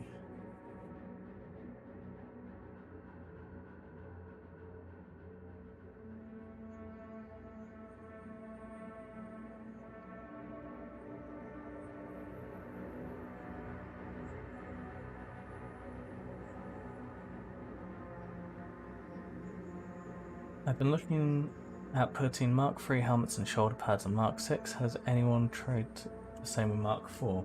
Yeah, I've seen plenty of people on Twitter have done it.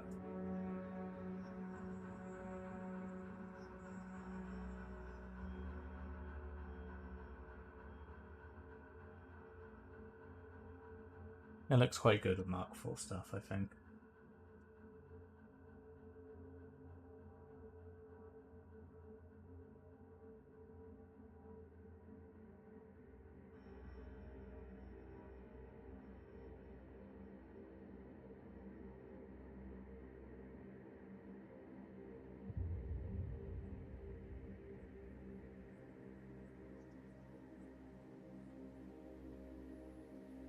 And no worries, Sorian.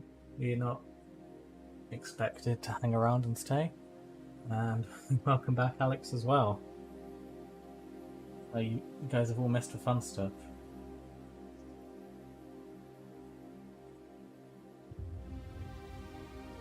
Yeah, Sorian, I've got a question for you.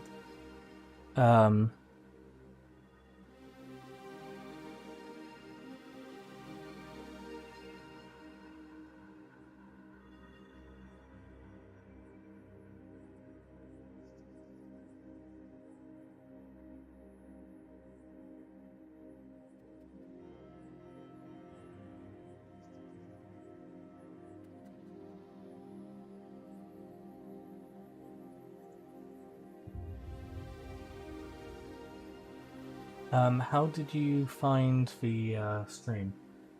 As in, like, did you find it just by looking through Discord or your Twitch category?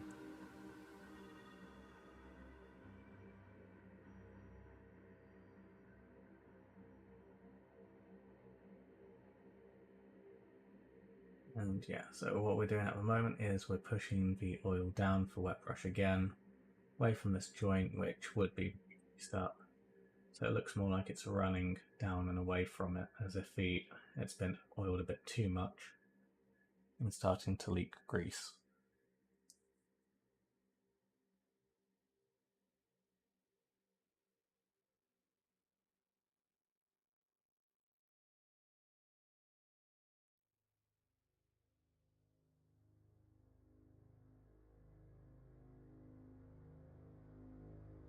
Awesome. And thanks for letting me know, Sorian. So yeah, I'm relatively new to streaming. And yeah, so just getting into the swing of things, and yeah, it's good to know people are finding me through the category search on Twitch.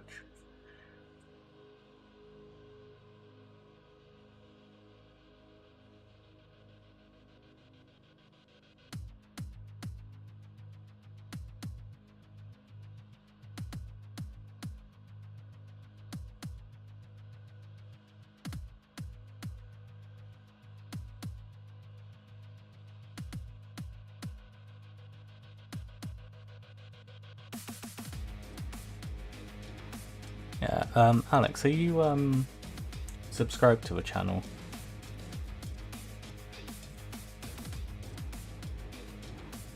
Or did it come up in your recommended?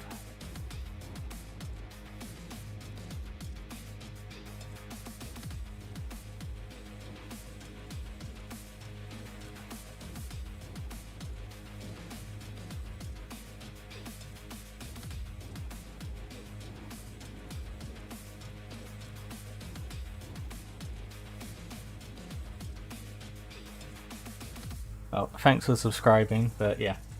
This is, I guess, one of the reasons why I am simultaneously streaming to both platforms, because for you guys on YouTube, it's a lot easier for you guys to be notified and made aware that I'm streaming, which is good. As more consistently puts it into your feed and your homepage. But it's pretty difficult to get people to find the channel through YouTube through just streaming, which is why I'm also simultaneously streaming to Twitch as well, as a new friend Sorian has demonstrated today. He's found the channel through the Warhammer category.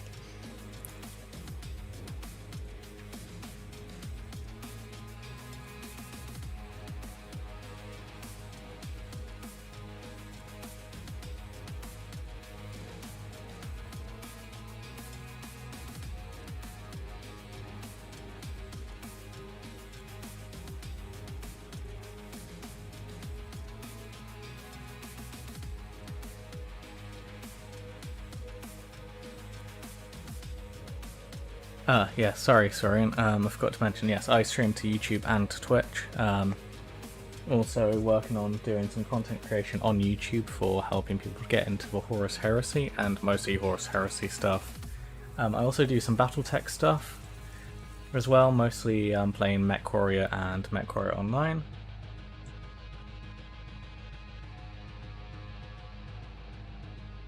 And yeah, it's mostly going to be Warhammer adjacent, so Horus Heresy or 40k, but occasional Battletech stuff. And once it does come about, we will be doing some Warhammer the Old World content. And once I've worked out how to get my game to run stably, I will do a let's play or like a playthrough style thing of Warhammer Total War.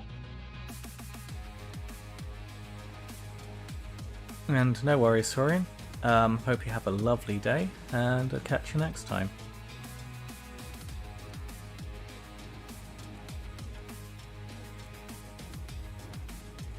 And yeah, I need to work out how to sort out the Nightbot to do automatic commands and stuff, Doyle, to plug via different. And yeah, I think almost everyone here is here because they know me through Barak's community and channel.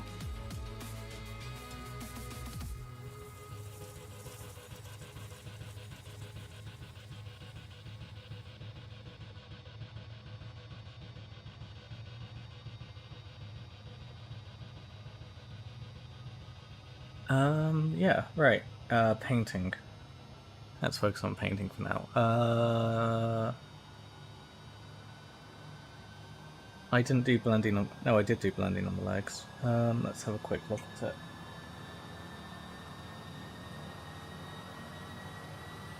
Wait, Alex, is that you leaving, or you just saying goodbye to Sorian?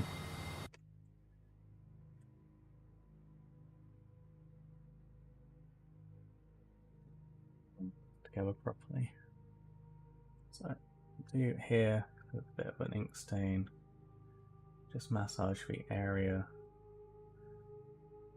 And just push it back more into the recesses so it's a bit more subtle and less obvious. A bit more in line with this side.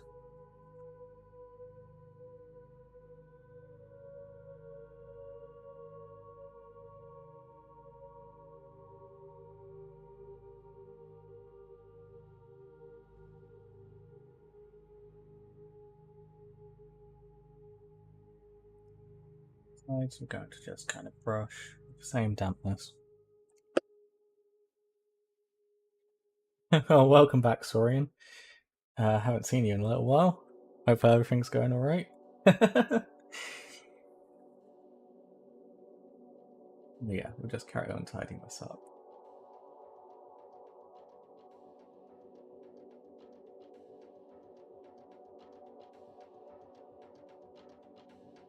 Tidying up a mess of the ball joints down here.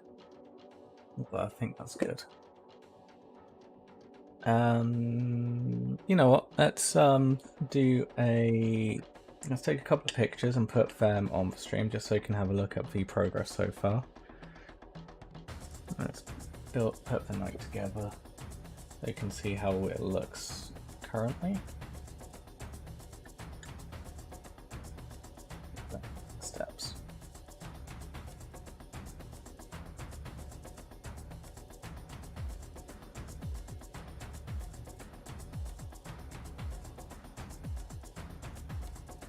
Who is it, by the way, Sorian? Just out of interest.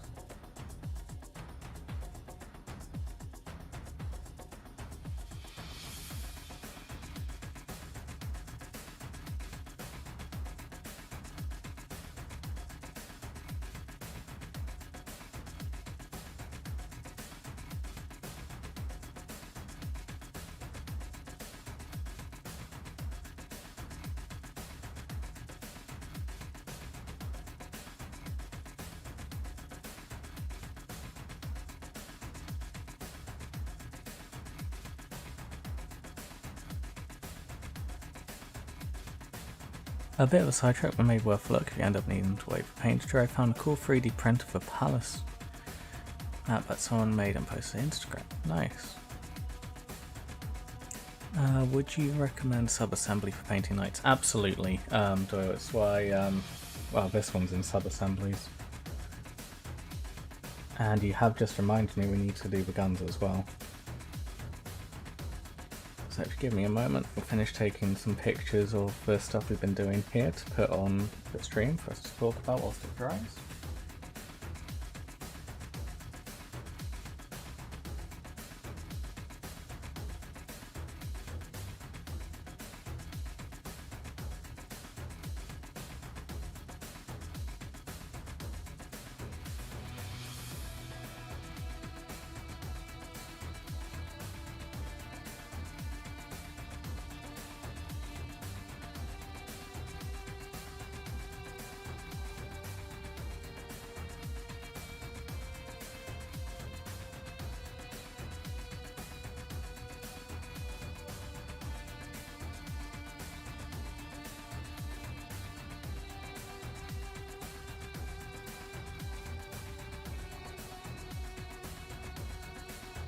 So what I'll do is I'll upload pictures into the Night Project channel on Discord, but we'll go through them manually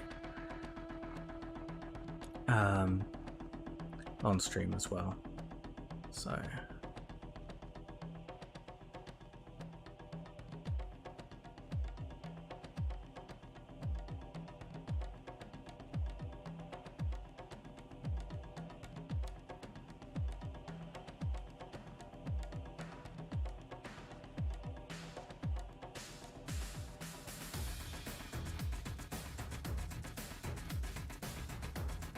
yeah, always try and once you understand how to paint in sub-assemblies, it will very much change how you hobby for the better.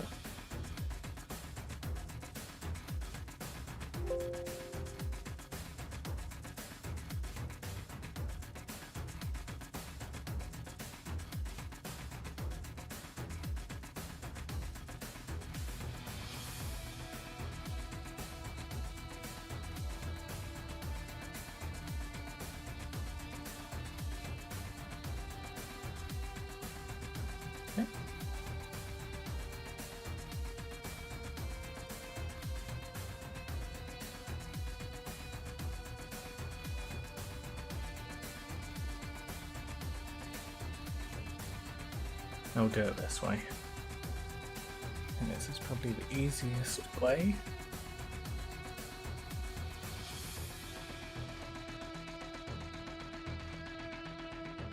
And there we go.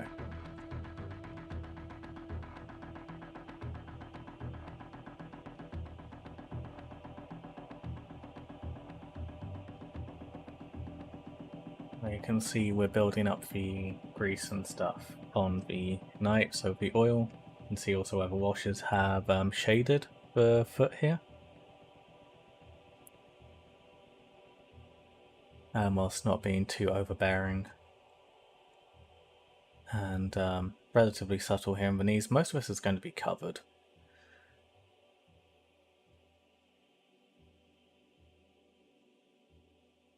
But yeah. Relatively subtle, quite simple. Yeah, you can see it's a bit more dramatic over here.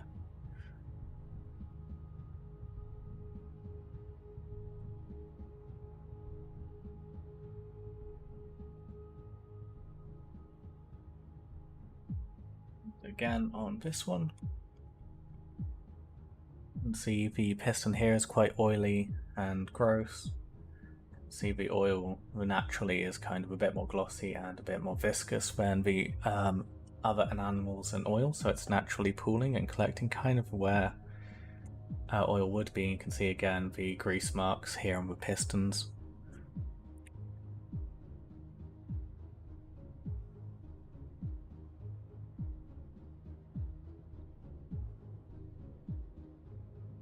I swear you keep tempting me to get new mods. Never wanted a night until yesterday's stream.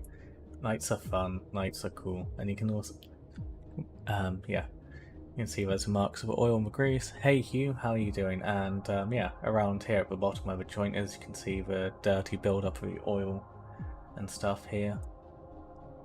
Yeah, this is what we're currently working on. Hugh, we're currently painting this model, but I thought we'd just take a quick break whilst the oils are drying to actually have a better look manually at what's going on the model.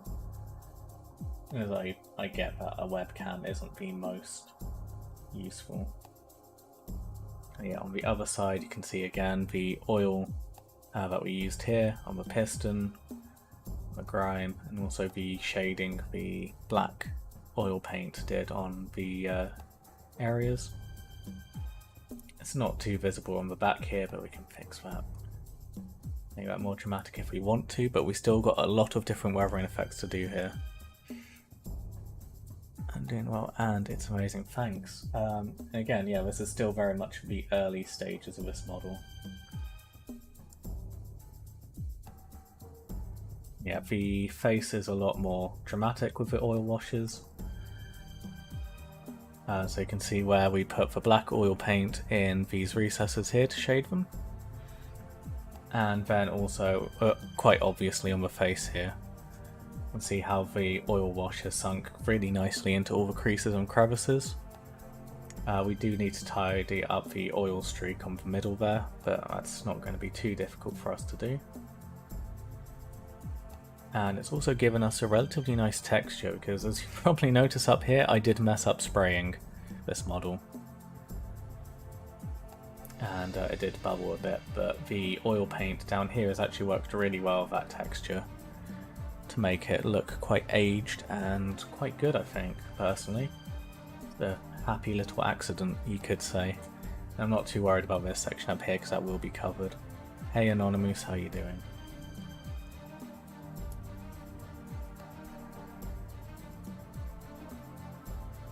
Again, here on the leg you can see where the oil is and all the grease.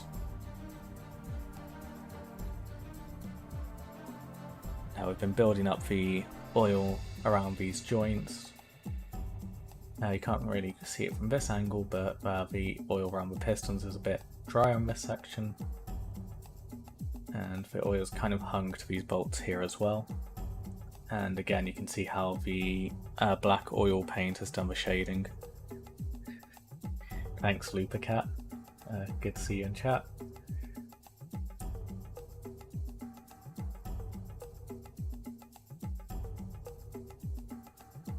Yeah, Doyle, this is exactly what's going on here. So it's sprayed black, then sprayed silver, and then we've only put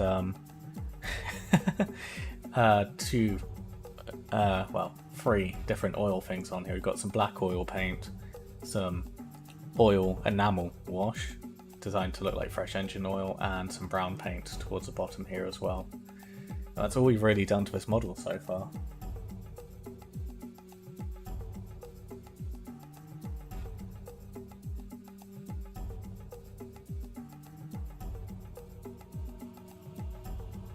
And Anonymous, that's honestly just kind of adorable. But yeah, again, you can see where the black oil has shaded in this model. Compared to here at the front, the flamer we haven't done anything to it. And you can see here in the gaps where it's silver, compared to the other sections towards the back here where it's all painted in black. And this is a better angle of how the oil from the enamel looks. And I think it looks relatively realistic so far.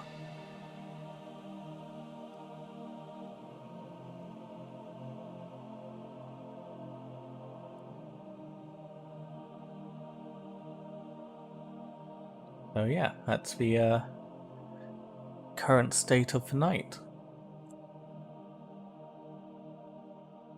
Whilst we're waiting, shall we have a look through the models people post on the Discord? Sorry, and if you're okay, we can have a look at your models on stream.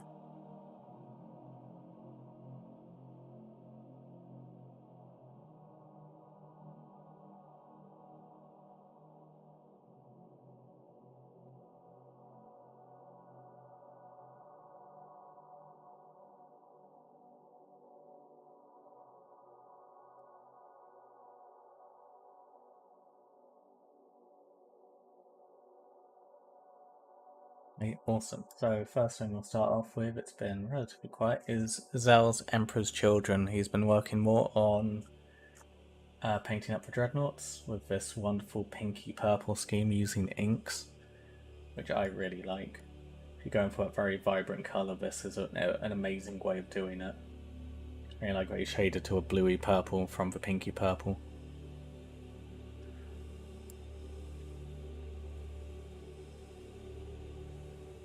So next week's pre-order's confirmed. Yeah? Awesome, we can have a look at that as well.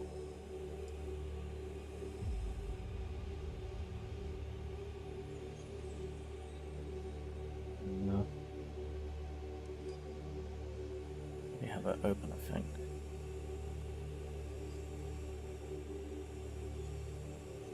Yeah.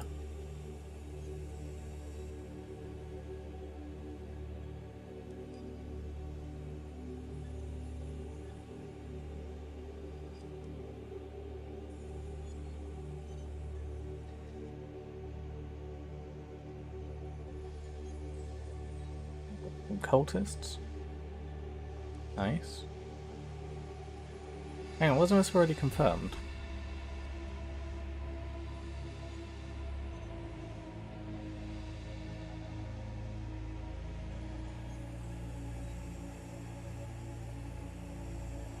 A week old, isn't it?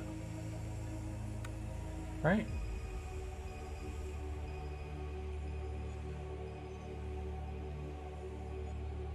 I'm not going insane, am I?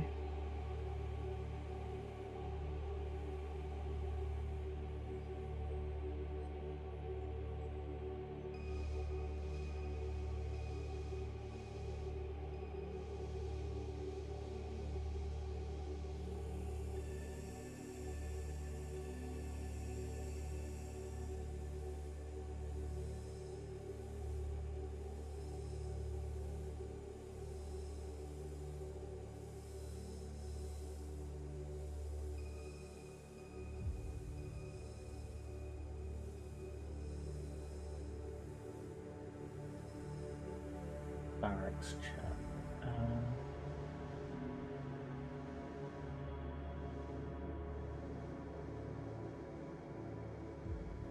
I don't understand why Warhammer does this. Well, Warhammer community does this. They don't actually update the website. Right, so, okay, so, Kill Team Into the Dark. Looking good. Nice amount of terrain there. I'm still not a fan of the helmets on these guys. They just remind me too much of Crisis.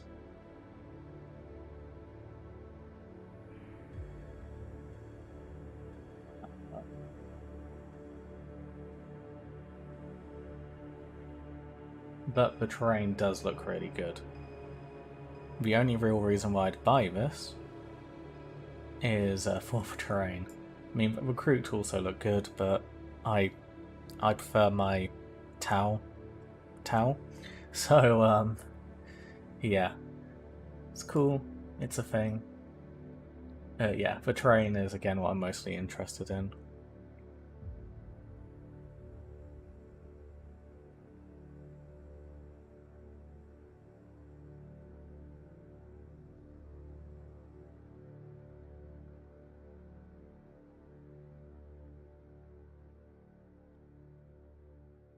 I'm assuming those are paper sheets.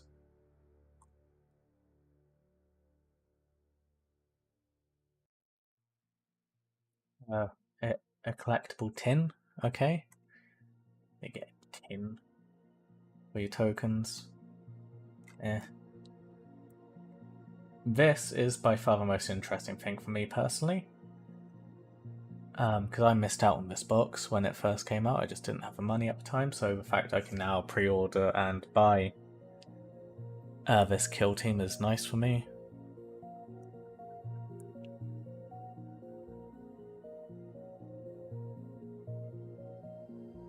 And the Galapox are one of the more interesting things. This would be a fun way to get some stuff to sprinkle into a Chaos Cult of Nurgle, or something for the Horus Heresy.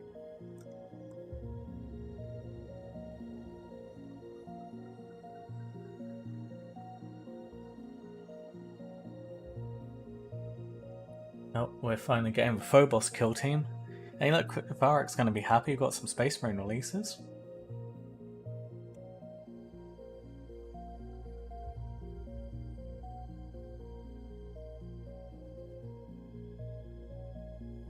Alright, what do you think about Valor of Warhammer Fantasy, and what was your favourite faction in Fantasy?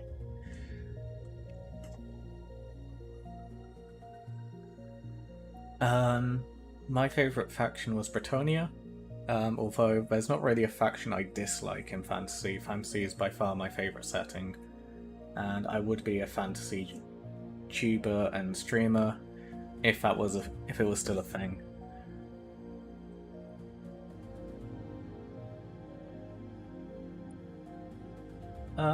Yeah, I suppose, yeah, so we could put some homebrew channels in, Sorian. I'd be up for that. Yeah, I'll sort it out after a stream, okay?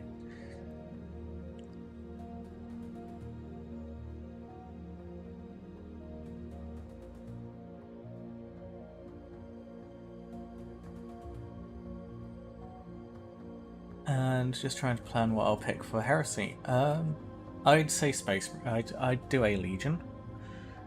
Definitely, because it's the easiest things to really learn the mechanics and what the game's really focused around. And then I'd consider adding things like an Imperial Knight or anything else onto it, as you can always add different detachments, different forces onto your main army. And yes, Forza Lady.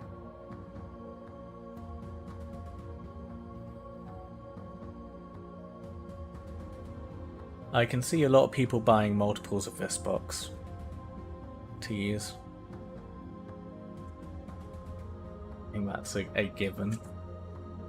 Because we just lack Chaos Cultists. I still don't understand why we lack them. So yeah, this will be very popular. I think I'll probably buy it. Oh, Killzone Morok. Terrain, cool. A book. Ooh! Classic Gandalf miniature.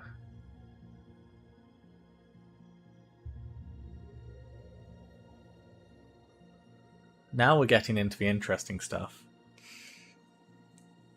I really like this model. I think it would be fun to paint up.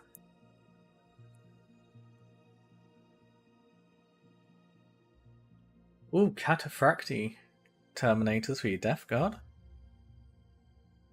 Haven't seen these in a while.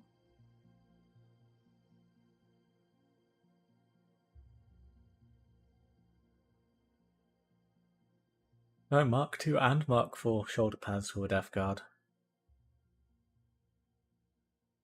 That's nice to see. Oh, and the Mark III torsos as well, nice.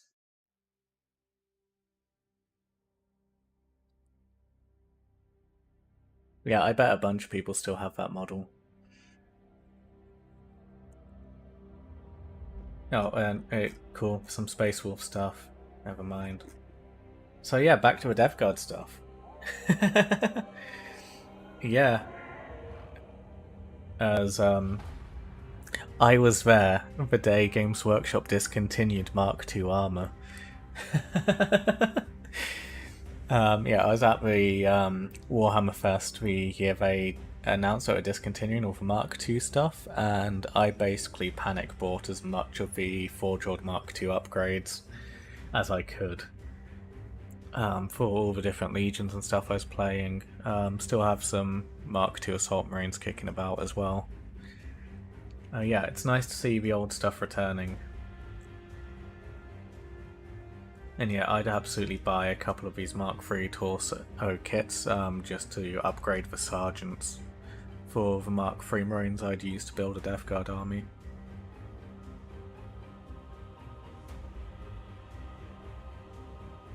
You also got some Space Wolf ones.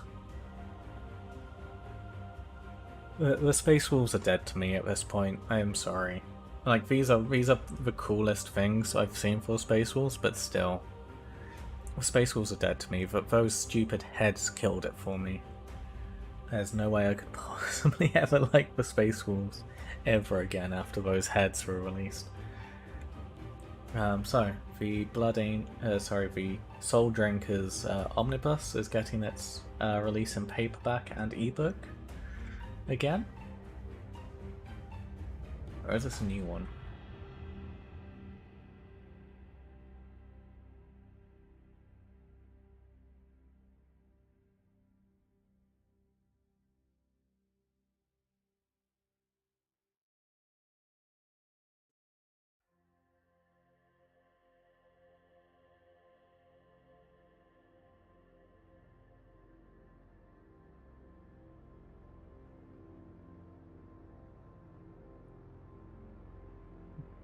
A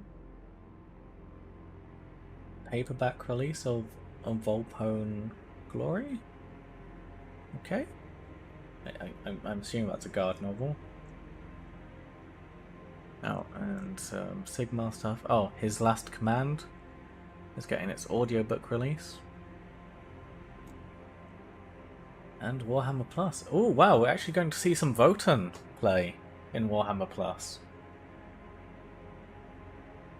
God, we're getting stuff about the Votan, other than just a once a week model display. Wait, hang on a second. This means we've seen the Votan stuff at this point, right? We're not going to reveal new models in the battle reports.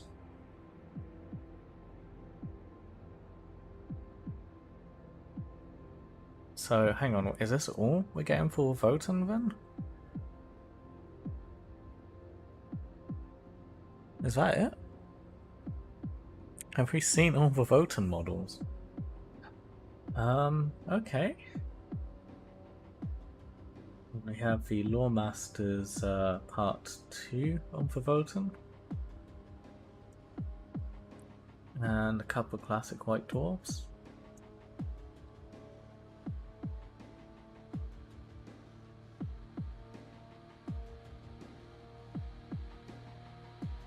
And then Wednesday night or Thursday morning, depending on how you want to look at it, we will get the Nova preview, which is going to have stuff for 40k, Sigma, Underworlds, and for Horus Heresy. That'll be interesting.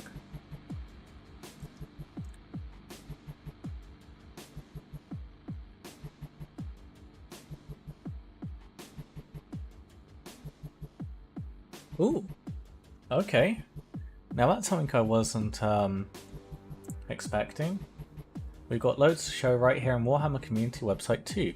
Tomorrow we'll have reveals for Necromunda and Adeptus Titanicus. Titanicus is not dead. Wow, okay.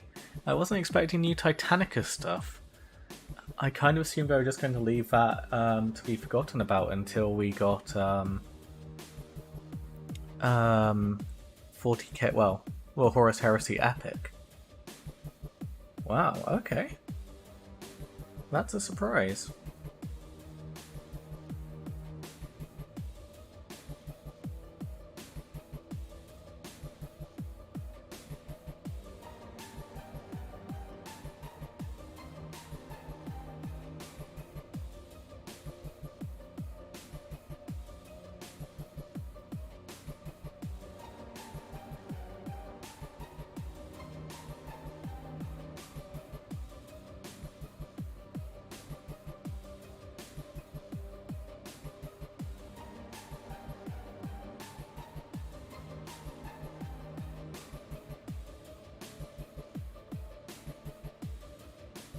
Imperator Titan, yeah, maybe.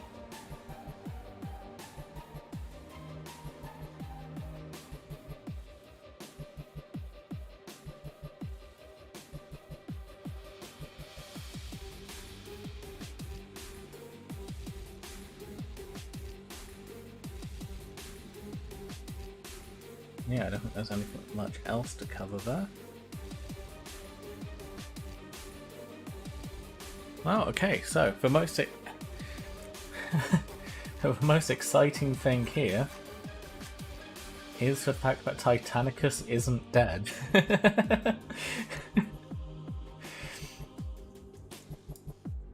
The biggest reveal, Titanicus is not dead. Somehow that thing is still getting stuff. It's like, honestly, I have to give Titanicus some credit. As you probably worked out by now, I really like big stompy robots. I have knights, I have a titan, I play Battletech, and I'm starting Mechanicum. I like big stompy robots. You will have noticed, at no point have I ever said I collect Adeptus Titanicus. That's because they've managed to make big stompy robots boring and uninteresting to me. And the cost of the models is simply outrageous for what they are.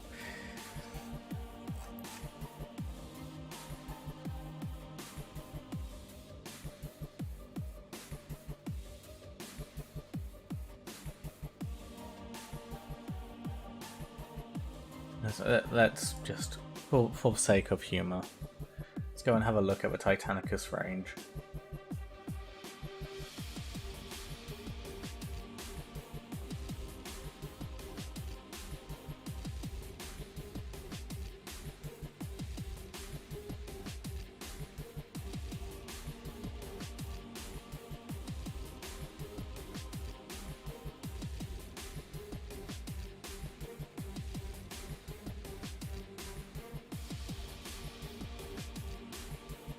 Yeah, remember chat, Looper Cat.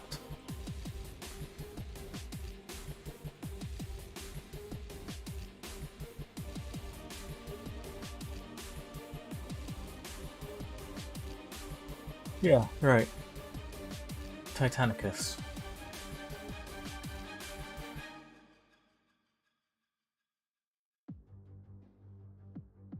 It's like, I play Imperial Knights, right? Not even our entire... Like, this model is significantly smaller than a Titan. Right, this is significantly smaller than a Knight in size, this model. And yet they charge 100 quid for it.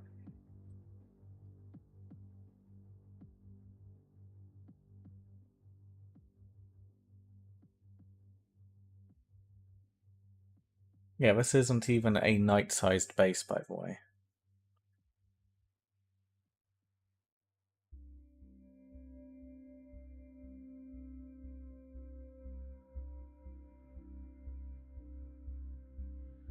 Like, this isn't a full-size Knight base, this is one of the smaller ones. And they still want to charge 100 quid for this model. Why is this Knight so much more this Titan so much more expensive than an Imperial Knight for 40k, which it is smaller than? It's ridiculous.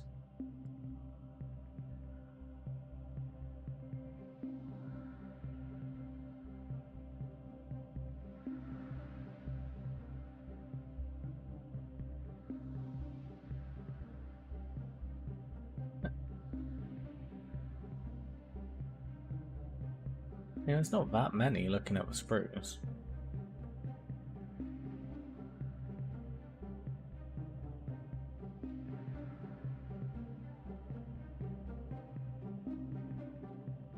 And, yeah, I'll let you into a little secret about the Titanicus models. For the most part, they are genuinely just shrunk down versions of the Forge World ones. As a lot of these models are, in fact, digitally designed Titans from Forge that you get from Forge World.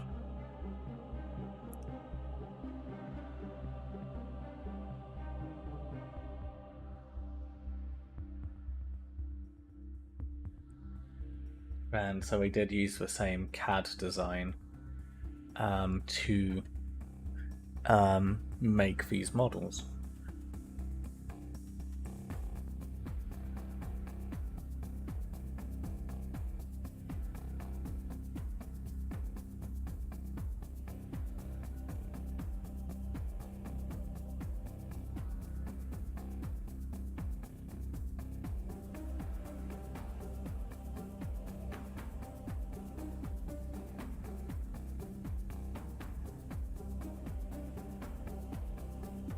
And also look at how many books you need as well.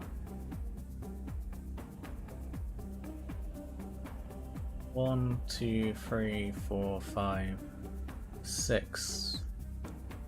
6 books, so that's what? 150 quid? More you need to have all the rules for the units.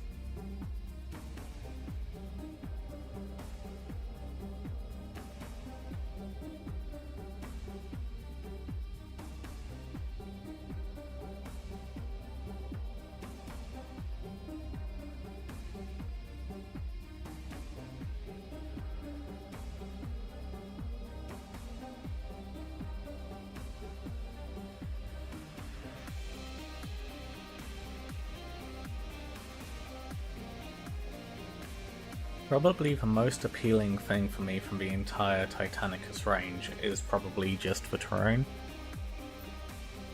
If it wasn't so expensive, I'd buy it to use for Battletech.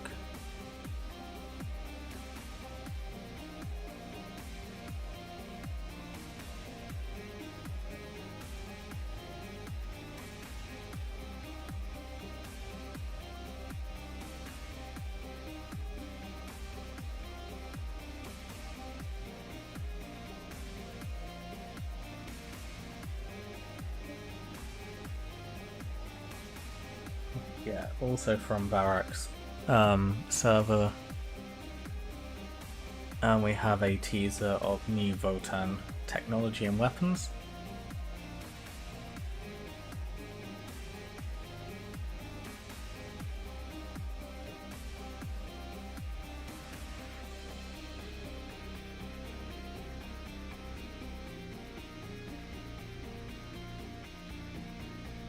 So I guess there is going to be a little bit more to the Votan than what they're going to show off in the battle report.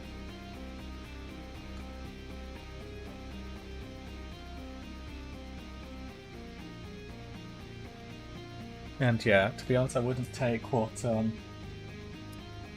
Varroc says about Legions too seriously, as he plays a deck with a singular strategy, and when it doesn't go his way because someone's built it has a deck which counters his style of play effectively, he just complains and whines about it. But the moment his deck works and it's such a singular focus, then he struts around the place as if he's the greatest.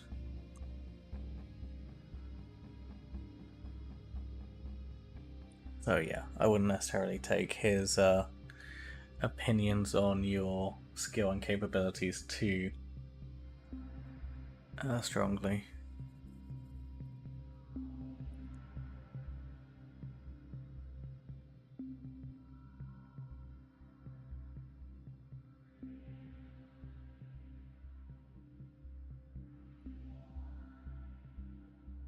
You know what we should do, guys? Before Varroc has a chance to, we should make the Sons of Hamish homebrew chapter. Or Legion. We should do it ourselves.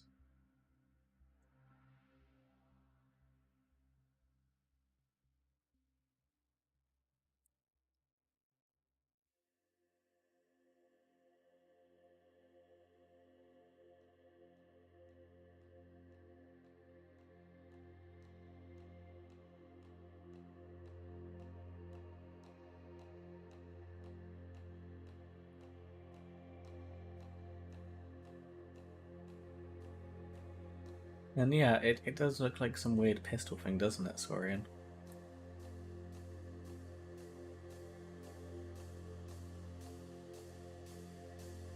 I do need to work out why Nightbot's so aggressive about caps, but yeah, try not to spam all caps. Yeah, good. Ultimately, you are your own judge. Alright, yeah, no, we were actually going to have a look at your stuff, weren't we? On that note.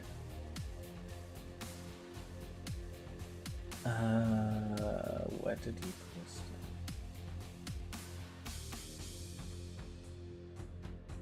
Alex is missing some stuff.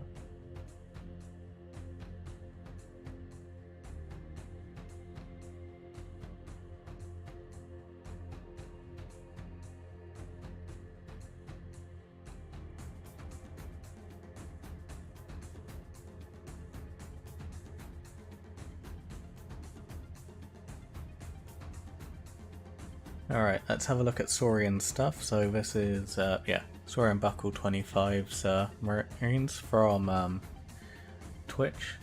These are his first models. And honestly, I'm rather impressed with how well you've managed to paint these for your first models. Whilst the paint does look like it's on a little thick, it's still in all of the right places, and is still relatively tidy.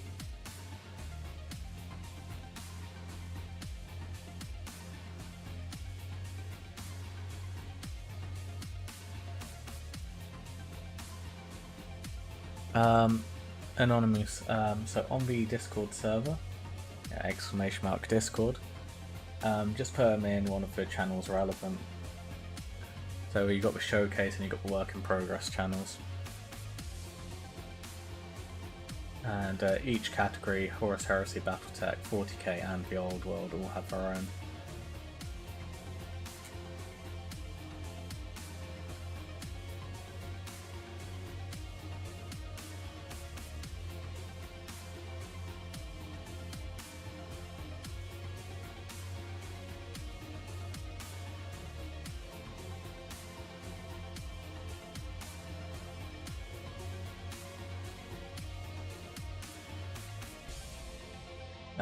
So these three were first. Even then, still,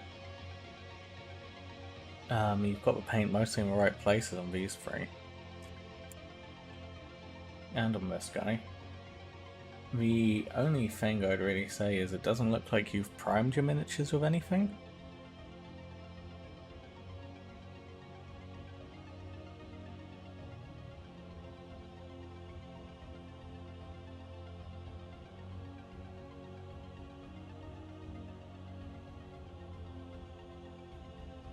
You can still see some grey plastic in areas.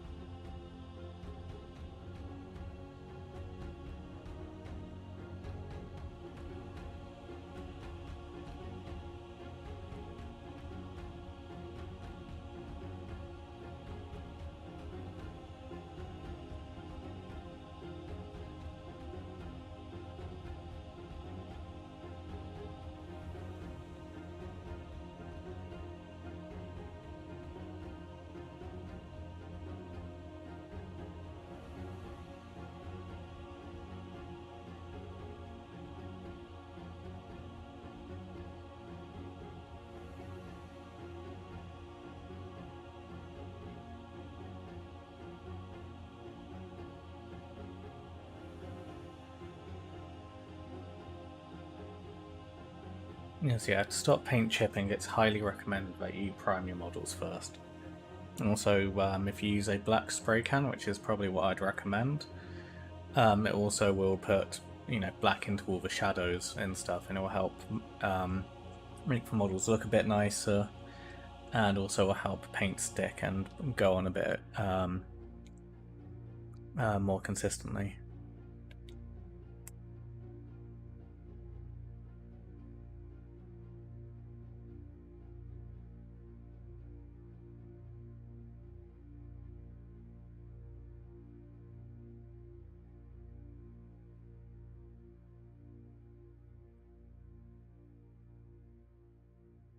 Okay. But yeah, there's still areas where you can see the grey plastic through. So I think the only thing I would really suggest is first prime your minis. It's quite easy to get a spray can somewhere. Whereabouts are you from, Saurian? Like, just generally.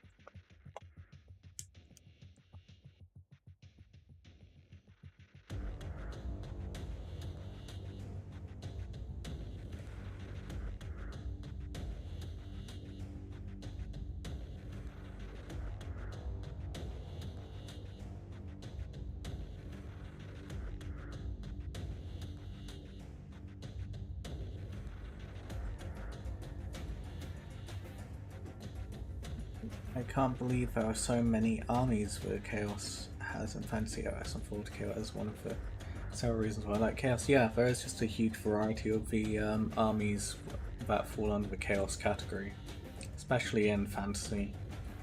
So you have the Beastmen, you have the Warriors of Chaos, you have the Norskins, you have the Demons, you have Ogres to a degree as well, and you also have Chaos Dwarves, which are a very unfortunately forgotten faction. So Sorian, I can't remember what brands exactly, but Testors spray cans are often used a lot. That's the only one I can really think off the top of my head for spray can primers. You don't necessarily need to use Games Workshop primers, spray cans. You can use ones you can find in hardware stores and stuff. Is there anyone else American in chat who can recommend any good spray cans?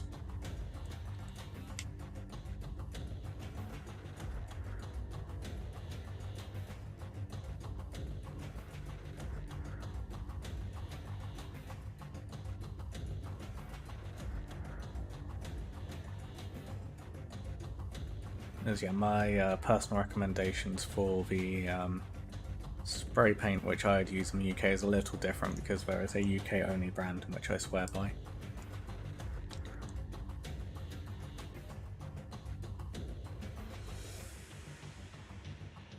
So yeah, the main advice I'd have when looking for spray cans is to make sure it's not a gloss spray can.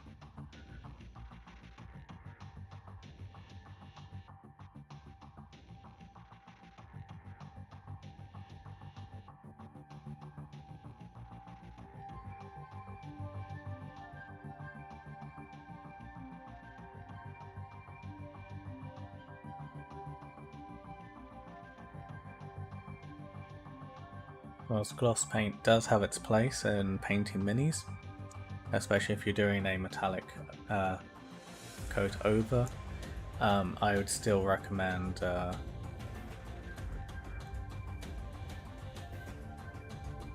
yeah, I don't think Halfords really exist in America, do they?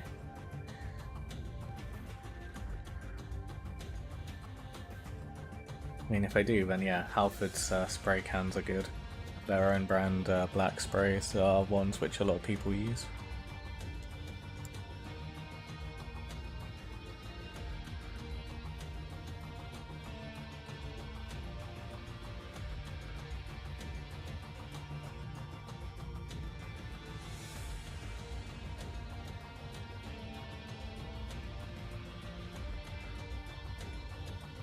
You can just get away with all of the base coat GW base paint if that's what they have. Just remember, it's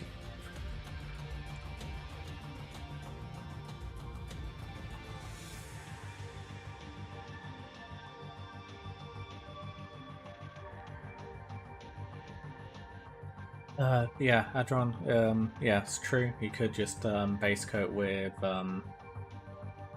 black, with like a black base spray, but at the same time, especially when you're starting out, it's not something I necessarily recommend, as you need to learn how to thin your paints, and if you're applying a base coat or a base layer which you want to stick, you want it to be kind of thicker but still smooth. And for people starting out, that's not really something I'd recommend trying to learn, because if you mess up your base coat with by brush painting it on, you're going to potentially ruin the mod before you've even started. It's easier to base coat with a primer for a spray can or an airbrush. So for beginners and people getting into the hobby, I always try and recommend that they pick up a suitable spray can.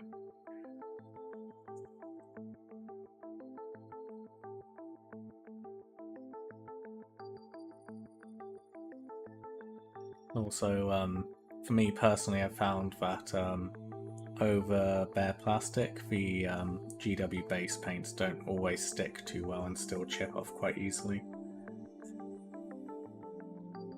It might have changed the formula since I taught myself the hard way to base coat my minis properly, but yeah.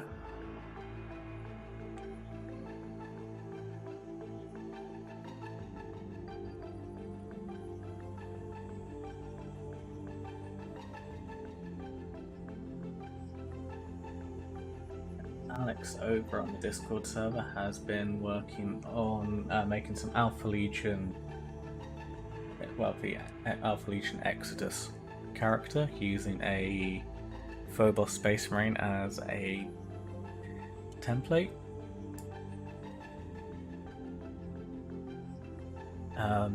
Yeah. Other than lore accuracy,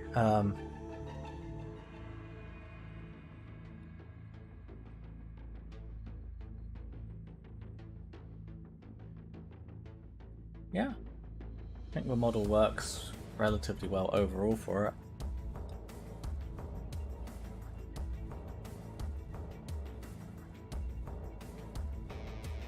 If you've only got a Primaris model to work with, or it's the only one which is cloaked, then I guess one of the Primaris Eliminators is a good choice for trying to make the Exodus.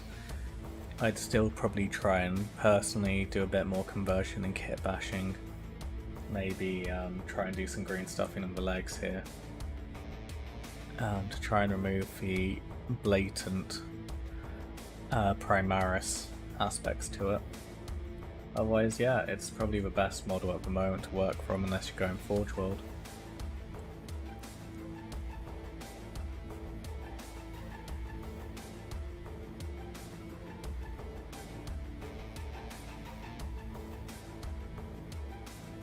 I've also been working on some stuff, so using some 3D printed parts for a game. I've kit bashed some Cacophony.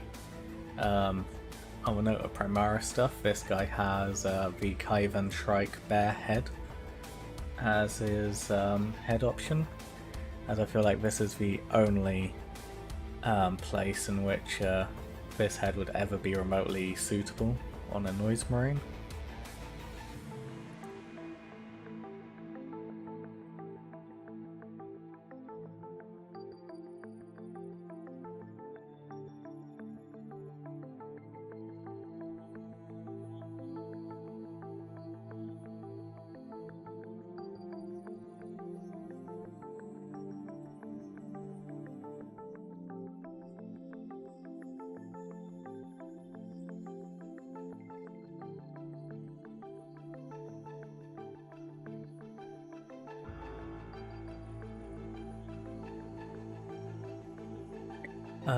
Do I have any 40k Noise Marines? No, I don't have, well, I don't currently have any Chaos 40k stuff. And not the Emperor's Children stuff, as I'm really interested in the Emperor's Children during the Horus Heresy. So I've kind of kept my forces more focused on just the Heresy era and stuff, which is obviously and visually from the Heresy era.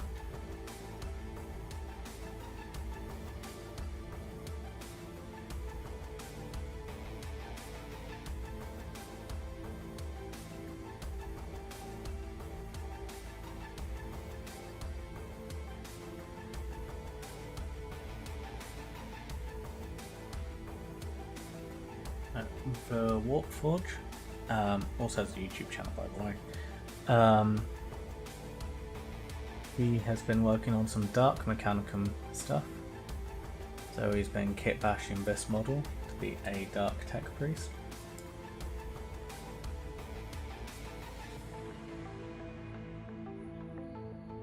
Using a green stuff roller to make the tubes for the Candrites and the Catendrites. I can't remember what they're called if they're the tubes.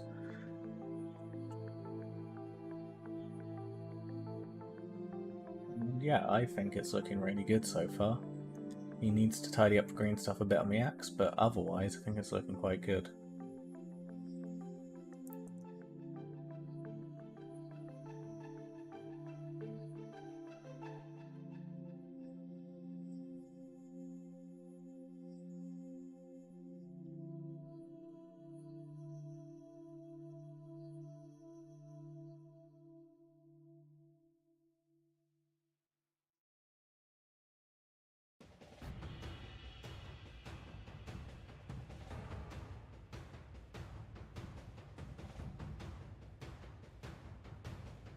Zell has also painted a Emperor's, a Sons of Horus Contemptor Dreadnought. And I think the paint's gone on a little thick on this arm, but overall it's looking really good.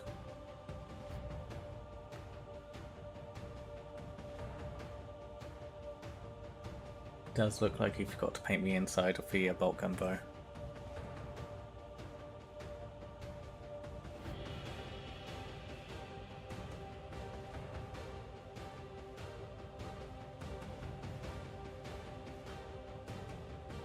And yeah, the green stuff on here, all of the tubing was done with a green stuff roller. So I've talked to Warpforge about this, and yeah, it's a Green Stuff World tube roller for these.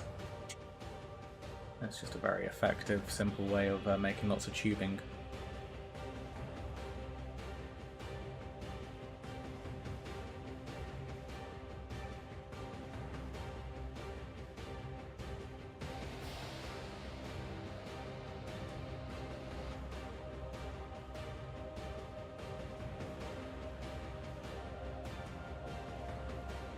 In the Knights Project channel, Cypher posted his Imperial Knights, which coincidentally look like they'd fit in relatively well for the colour scheme we're going for with the Imperial Knight I've been working on.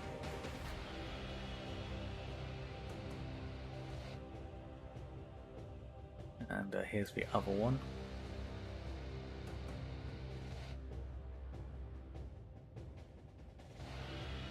Done a rather good job with it overall. The chainsword on this one looks like it still needs to be painted. And some effort could be made to better tie in the decals here. Not enough pink. The pink is going to be only on one model. That's all you guys paid for.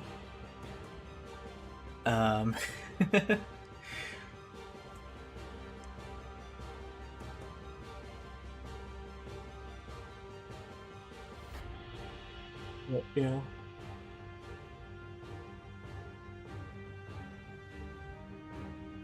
I also use blue stuff to make press molds of details which you can use. Yeah, blue stuff is very useful as well for cloning bits.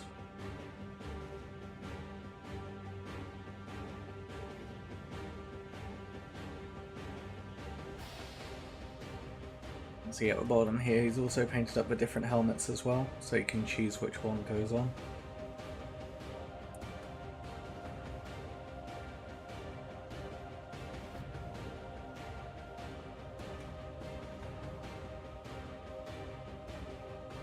Yeah, I suppose whilst we're at it, so the very quick basic template I made of how the knights I'm going to be painting will be looking. So to clarify, where the red is basically the only fixed colours outside. So the greys and the red are the two fixed colours. Those are the only places which have to be red, or a specific colour. Where the pink is on this colour scheme is where your personal choice of colours go. We're using pink as one of the donation challenges, I guess, from the stream before last, was to raise money for Imperial Knights. And enough money was raised to buy a knight, under the condition that we painted a section of, well, elements of it pink. So for doing the diagram of how the colours go on the knights, all the areas which you get personal choice on when painting a knight have been marked pink to symbolise that. The elements of the knight which are black and white is basically freedom of choice, but they have to be black and white in some sense. With the more white on the model, the more elite or more experienced that knight is. So armatures will be mostly black, and things like the Cerastus Knight will be mostly white. So yeah, this is kind of roughly what we're working towards with the knight I'm currently painting. In fact, what we can do is we'll go back to the hobby hangout section. And that's also why it's pinned in the background, by the way.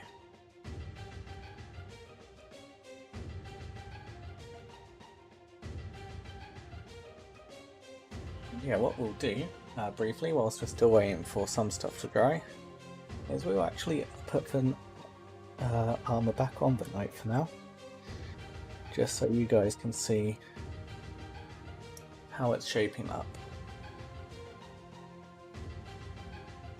Any chevron hazard stripe? Yeah, there will be stripes. Don't worry.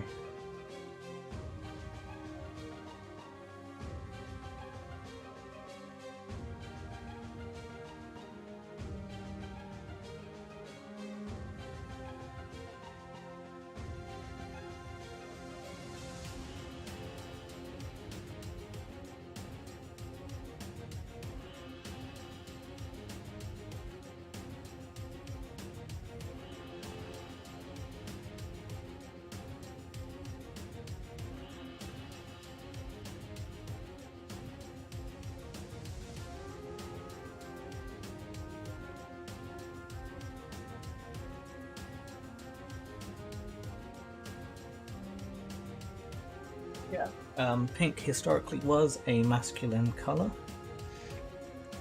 As you know, it's, well, made from red, and red is blood. Blood is a manly thing.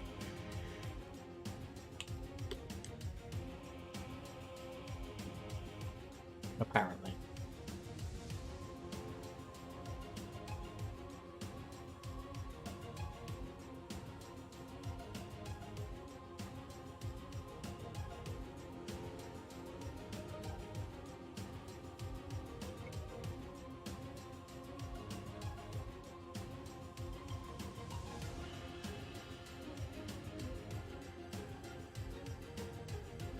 Nothing like having a homebrew check to be Baptist. Very right, random, and I can easily prove how that's possible for a game.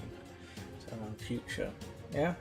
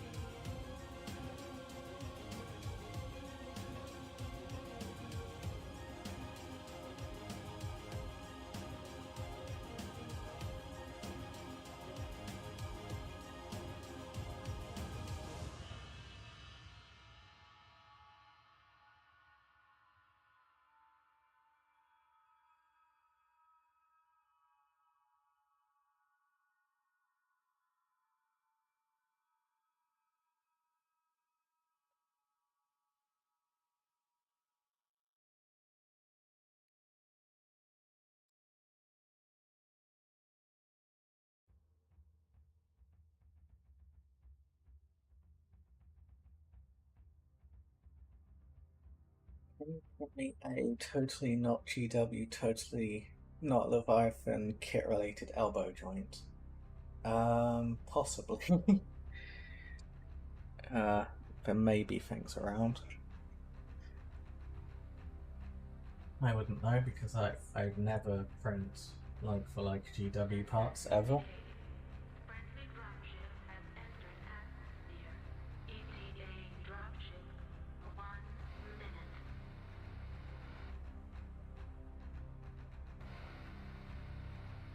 All systems nominal.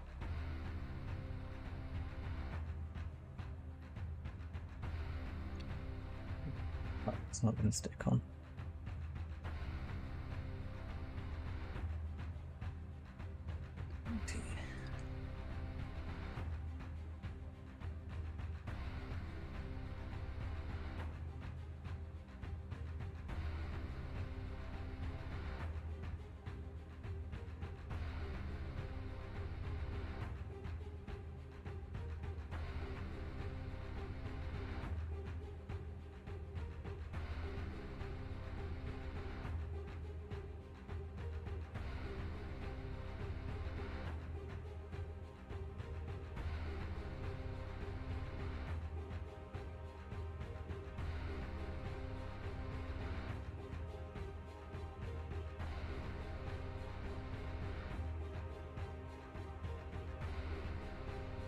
And yes, in blue tack we trust.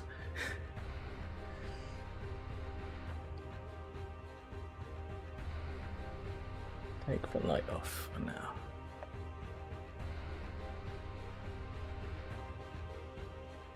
That a bit better? No, unfortunately the daylight's just going to make that glowing white.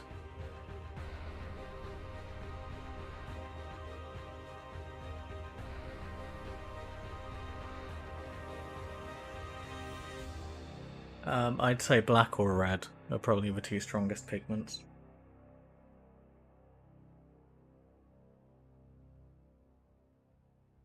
And sorry, and where did you try and send it?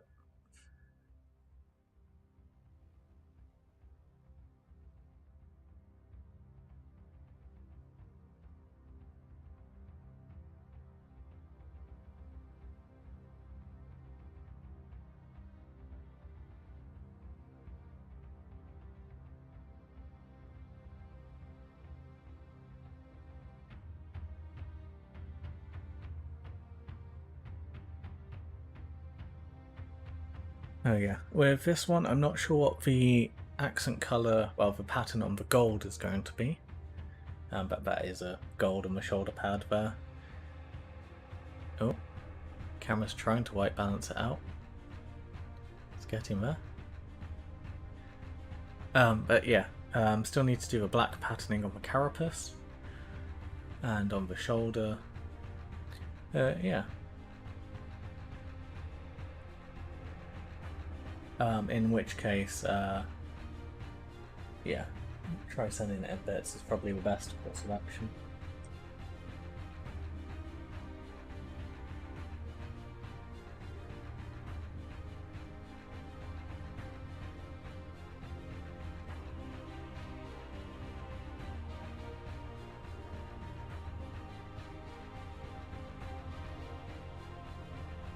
Yeah, any suggestions what patterns we should do for black?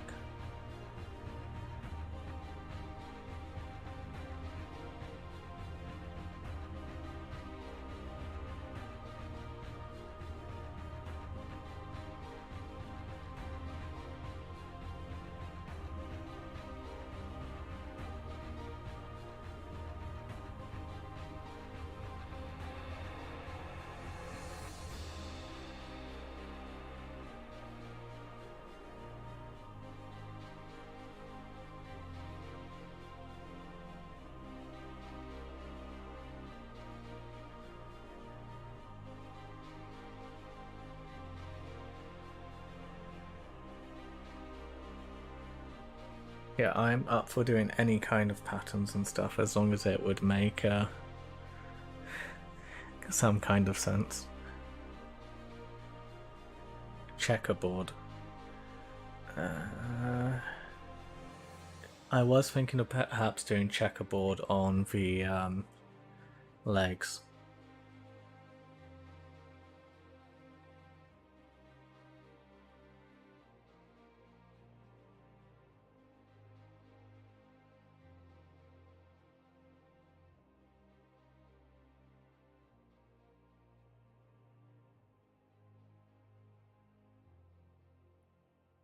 Okay. Catholic faith was an ancient religion of old Earth, still practiced in some form during the earliest 31st millennium, at the time of Horus heresy. Catholic faith was descendant of the Roman Catholic Church, who still practiced religion during the early days of the Imperium of man and were looked down upon by others because of their refusal to accept the atheistic doctrines of the imperial truth. A known pious Catholic of this period was Olanius, person of former Imperial Army trooper and perpetual who retired from his service in the Great Crusade. Calvin ran Ultra in hope that being Imperial frontier would make it easier to practice ancient religion, unknown of Catholic faith. Okay, so Olanius Pius definitely wouldn't be the preaching type. He's a pretty well-established character during the Horus Heresy book series. So I wouldn't put much faith or consideration into the fact he was practicing it. Also, it was illegal to be religious in any form other than a tech priest during the time of Great Crusade and the Emperor's Imperium, and especially going past that into the 40k timeline, it's incredibly, well, heretical to practice any form of faith other than the it's incredibly heretical to practice any faith other than the ecclesiastical truth.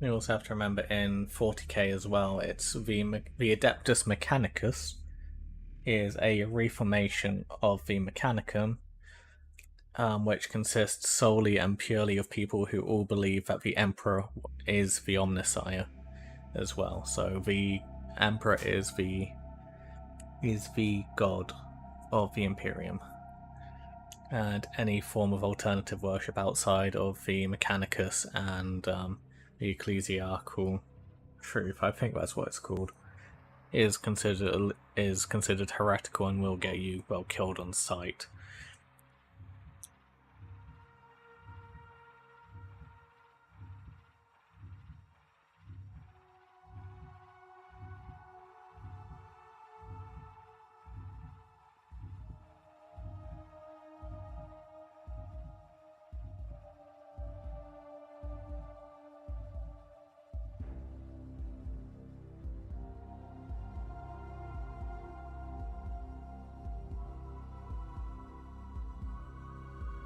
Yeah, I'd probably say no to it, Storian. I can't really see there being any room for any form of alternative faiths in the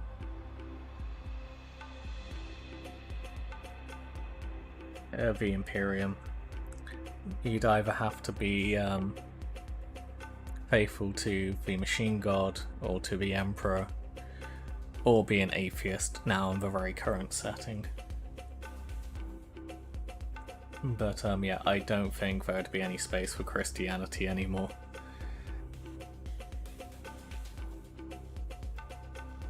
Yeah, that would definitely get you shot, Saurian. For those guys on YouTube, Saurian said, "My chapter sees the Emperor as a false prophet and wants to dethrone him." Yeah, that's incredibly heretical and would definitely get you shot at.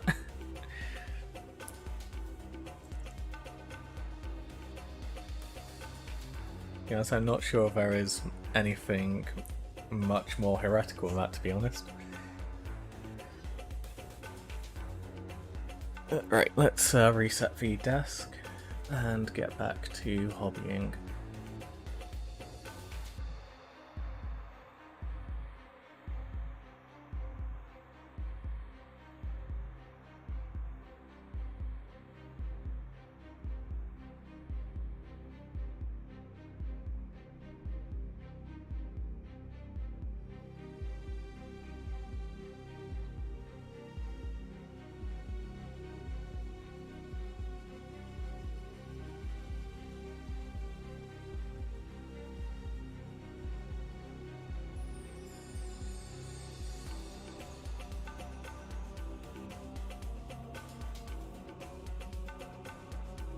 Remember to vote Lupercat in next election for more religious freedom in our glorious new period.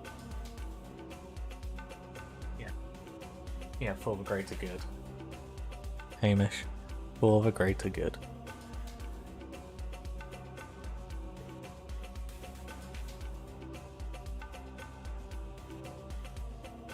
Some of the other...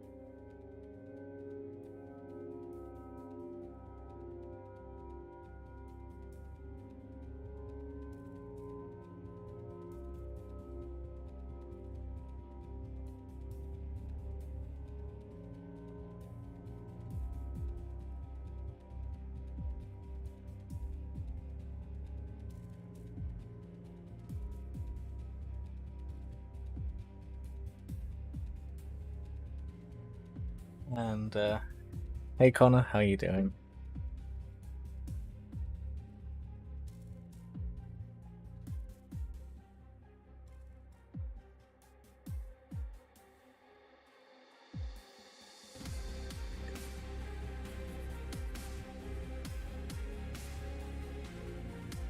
Right, catch you later, Sorian. Hope you had a lovely time here. And we'll see you next time.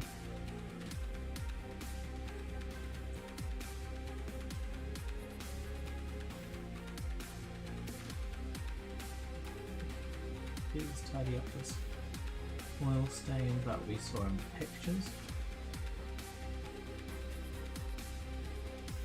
Bit tidying. Right. Next one we're going to look at in terms of oil effect is going to be engine grime. And I am doing good.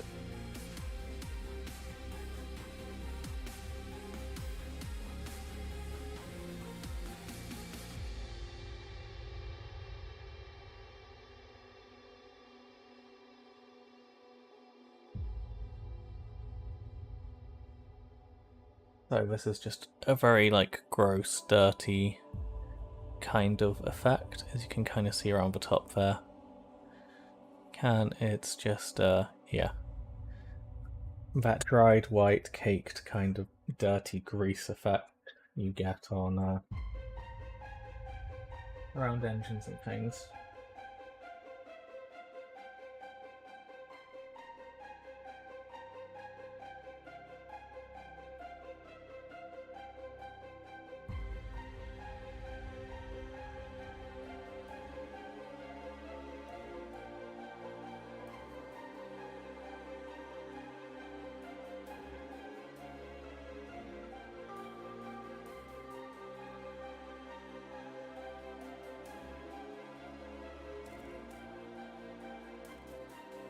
Although rather awkwardly, it does seem like it has actually mostly dried up.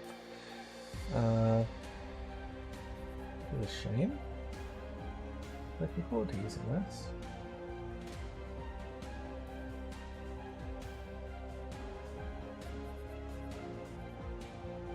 It's dried up, which is a shame.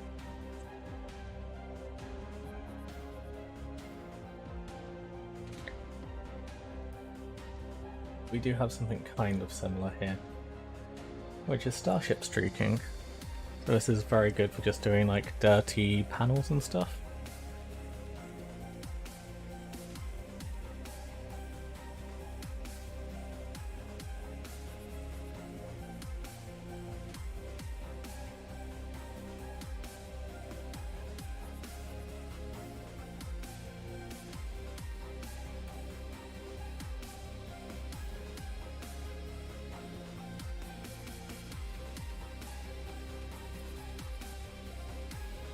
As you can see, it's actually quite similar, just not as dry.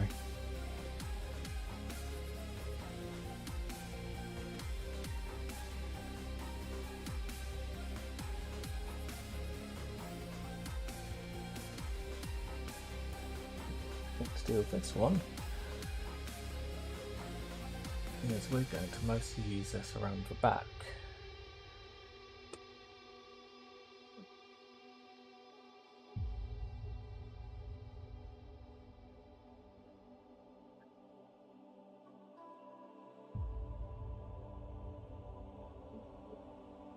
I can imagine it getting a bit gross and dirty. Yeah. Being relatively liberal with the amount.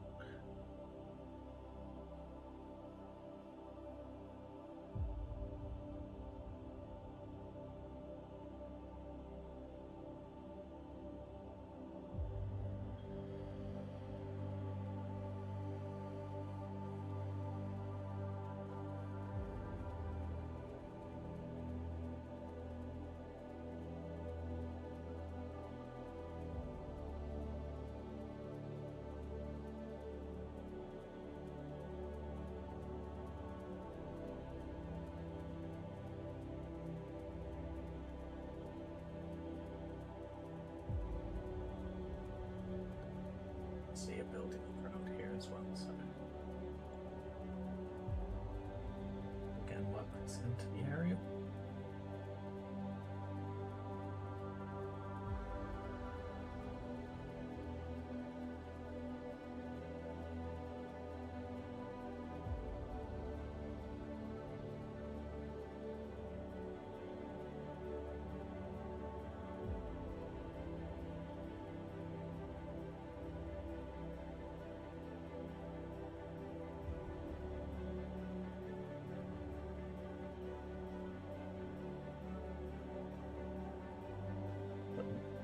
Over this grass area as well, both sides. I'm just trying to make a general mess is the best way to put it right now. Not looking for any particular consistencies. Let's apply it all over. This stuff is fantastic for Death Guard, by the way. So it's grey-green kind of colour.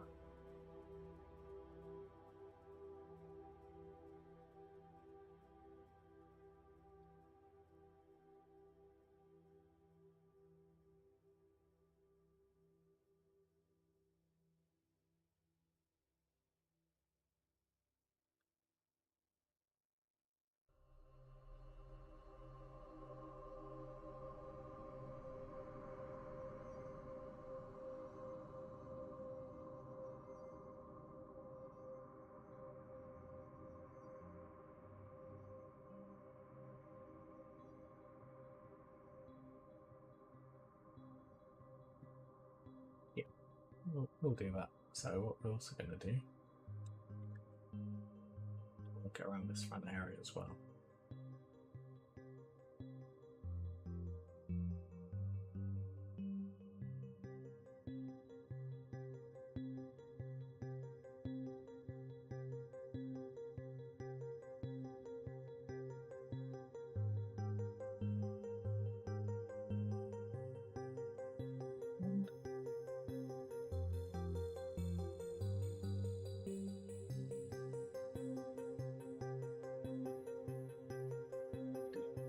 this side.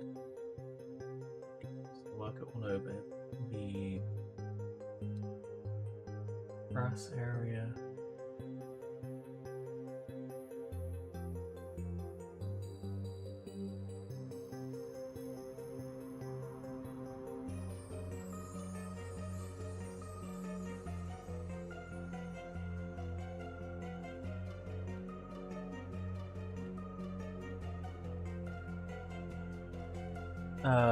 Yeah, this one is starship streaking, yes.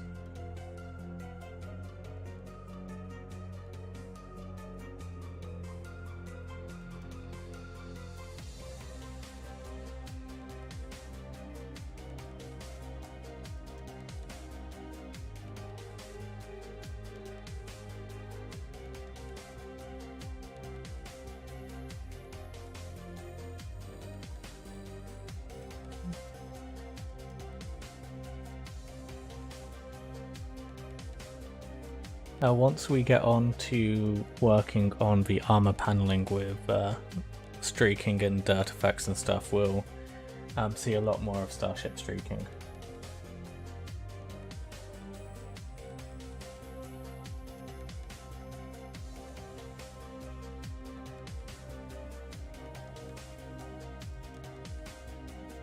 Right, I suppose now would be a good time to return to the oil beams.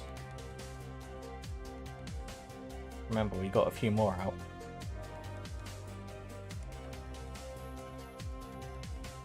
The next one we're going to be working on. I'll move the brush out a second.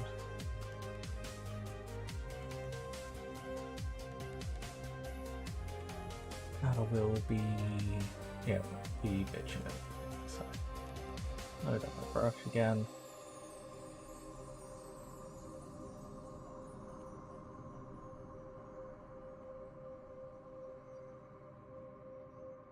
Oh, you guys can't see.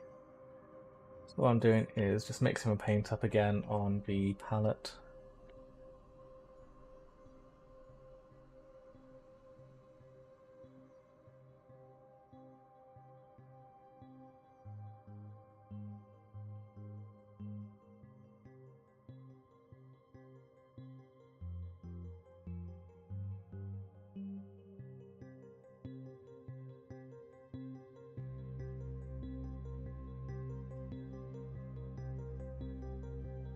Black.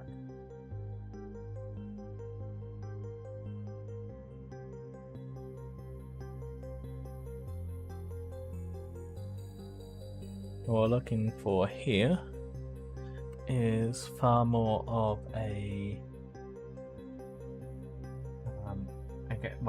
a crude oil, drier oil kind of look.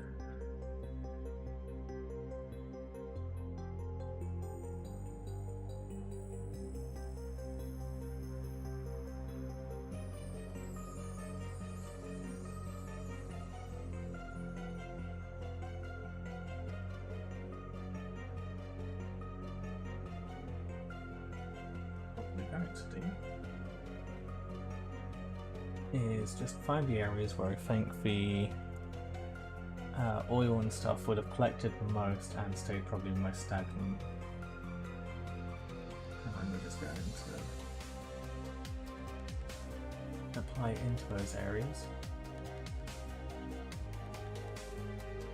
with a bit of shading to the oil. And because we're doing this now, whilst the oil is the oil effect is still somewhat sticky, it will dissolve and blend itself naturally in.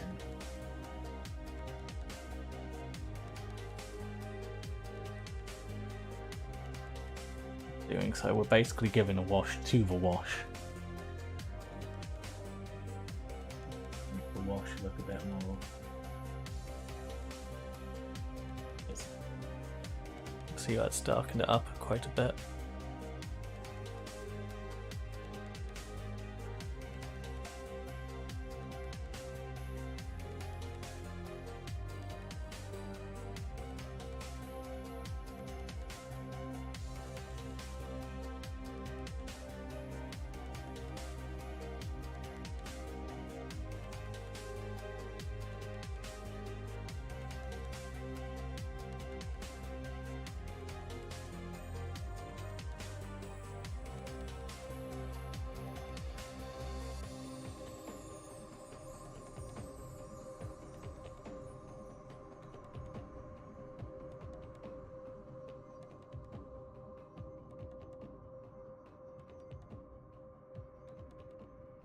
too much, we can just rinse it down with some of the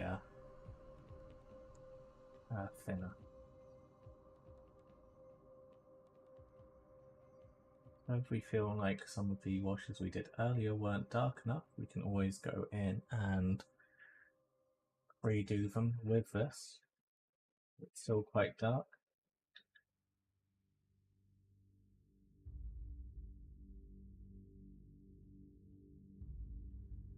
The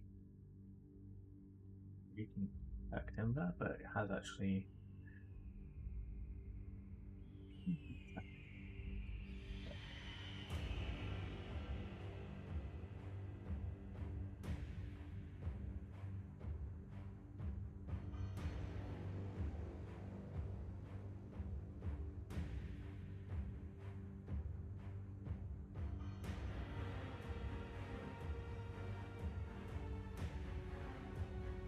this would also be quite good as a shade over the bronze upper brass parts as well.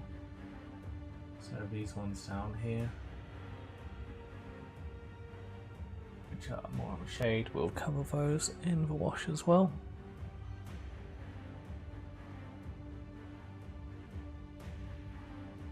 Both sides.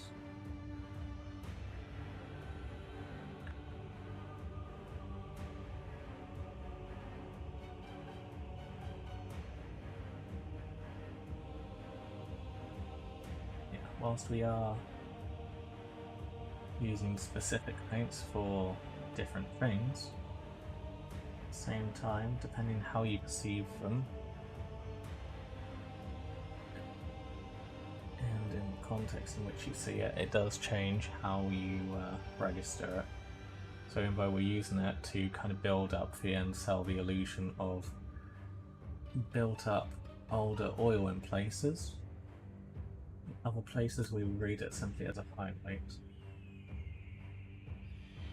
So here, where we've put that streak and grime, I also want it to look like it is genuinely old oil that's turned into this weird greeny colour. So we will mix some of this in as well.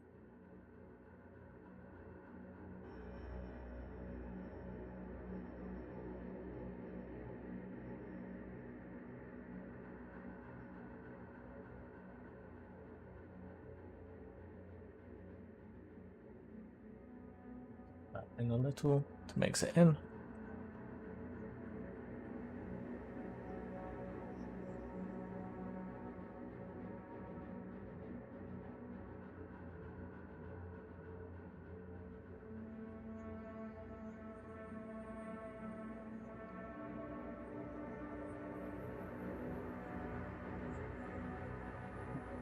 And now for the legs.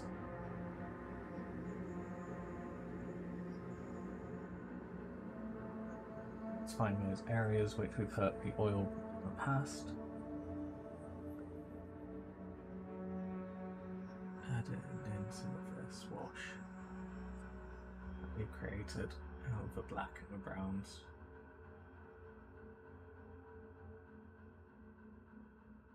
Again, here we can build up the shading a bit more. Do that.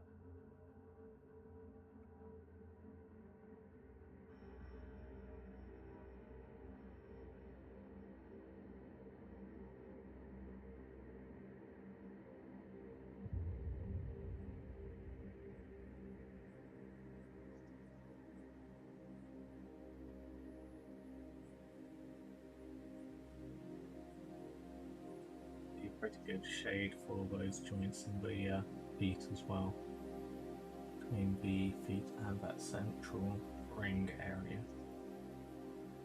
Let's put a nice heavy wash in there.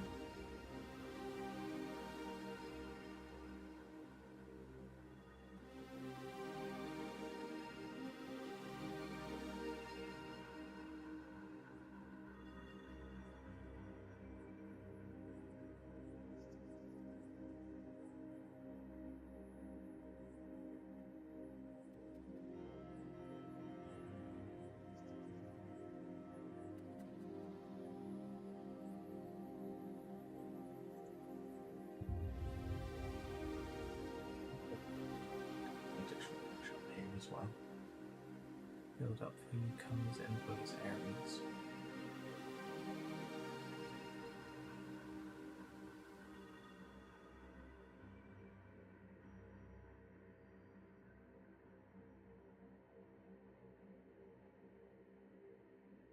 I feel like the areas down here a bit of a push. Yeah, you'll see with piston and stuff, it really helps darken down that oil wash. And the nice thing is, as we're using a oil paint, it will dry a lot more matte in those areas as well. So it will look a lot more like aged and dried up oil. And where it's brown and glossy, it will look a lot more fresh. So add some texture and some detail to the oil. Yeah, as you can see where it's dried on the piping, which we did also paint black, it's very matte. So by mixing the two mediums in the areas we have, it will help sell the illusion of fresh and old oil.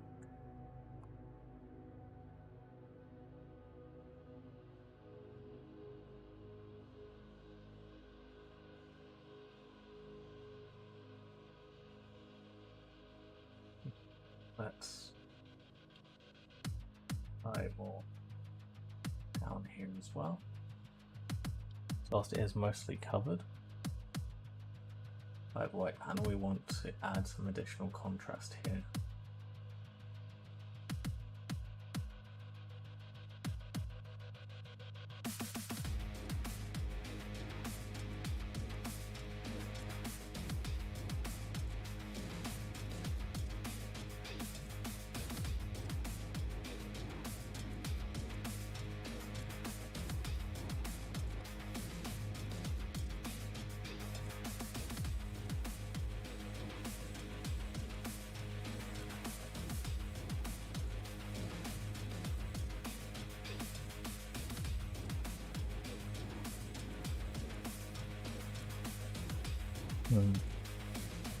I was tempted to do some rust on the model as well, but I feel like I should keep this one relatively clean and not get too carried away, even though there would be some areas that potentially would get rusty.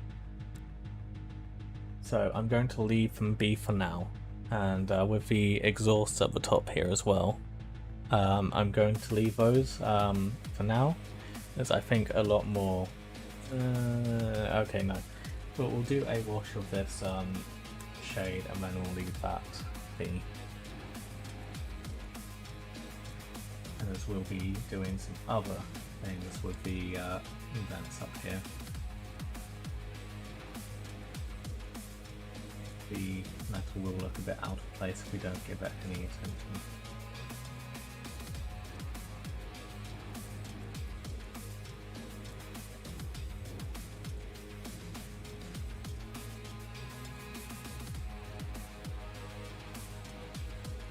Lots of blood. This isn't ornate tonight.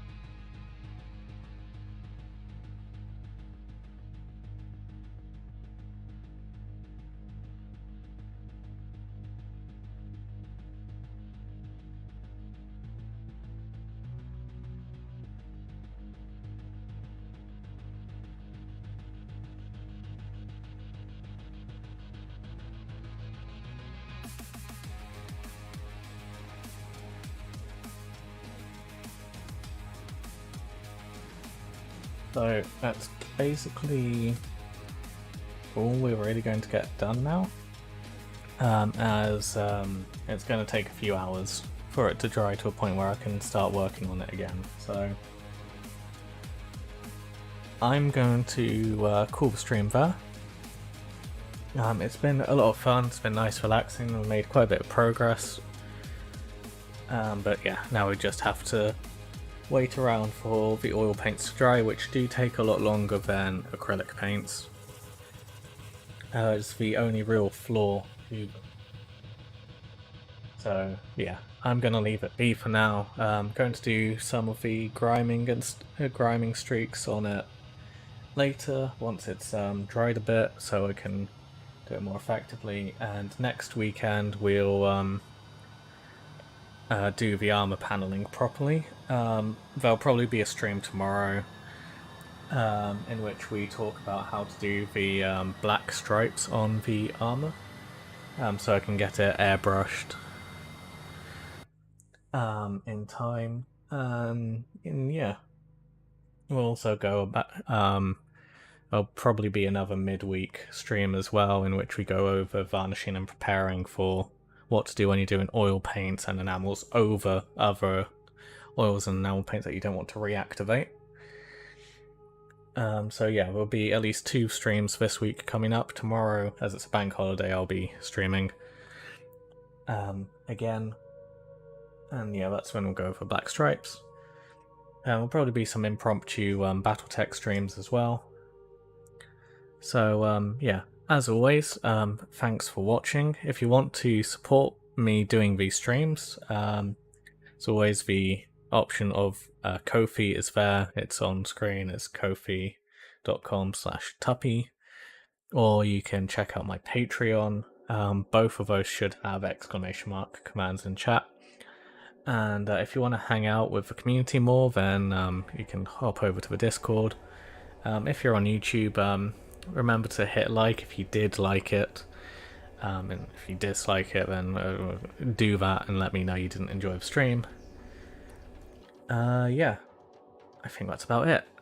Take care everyone, and I hope you enjoyed it.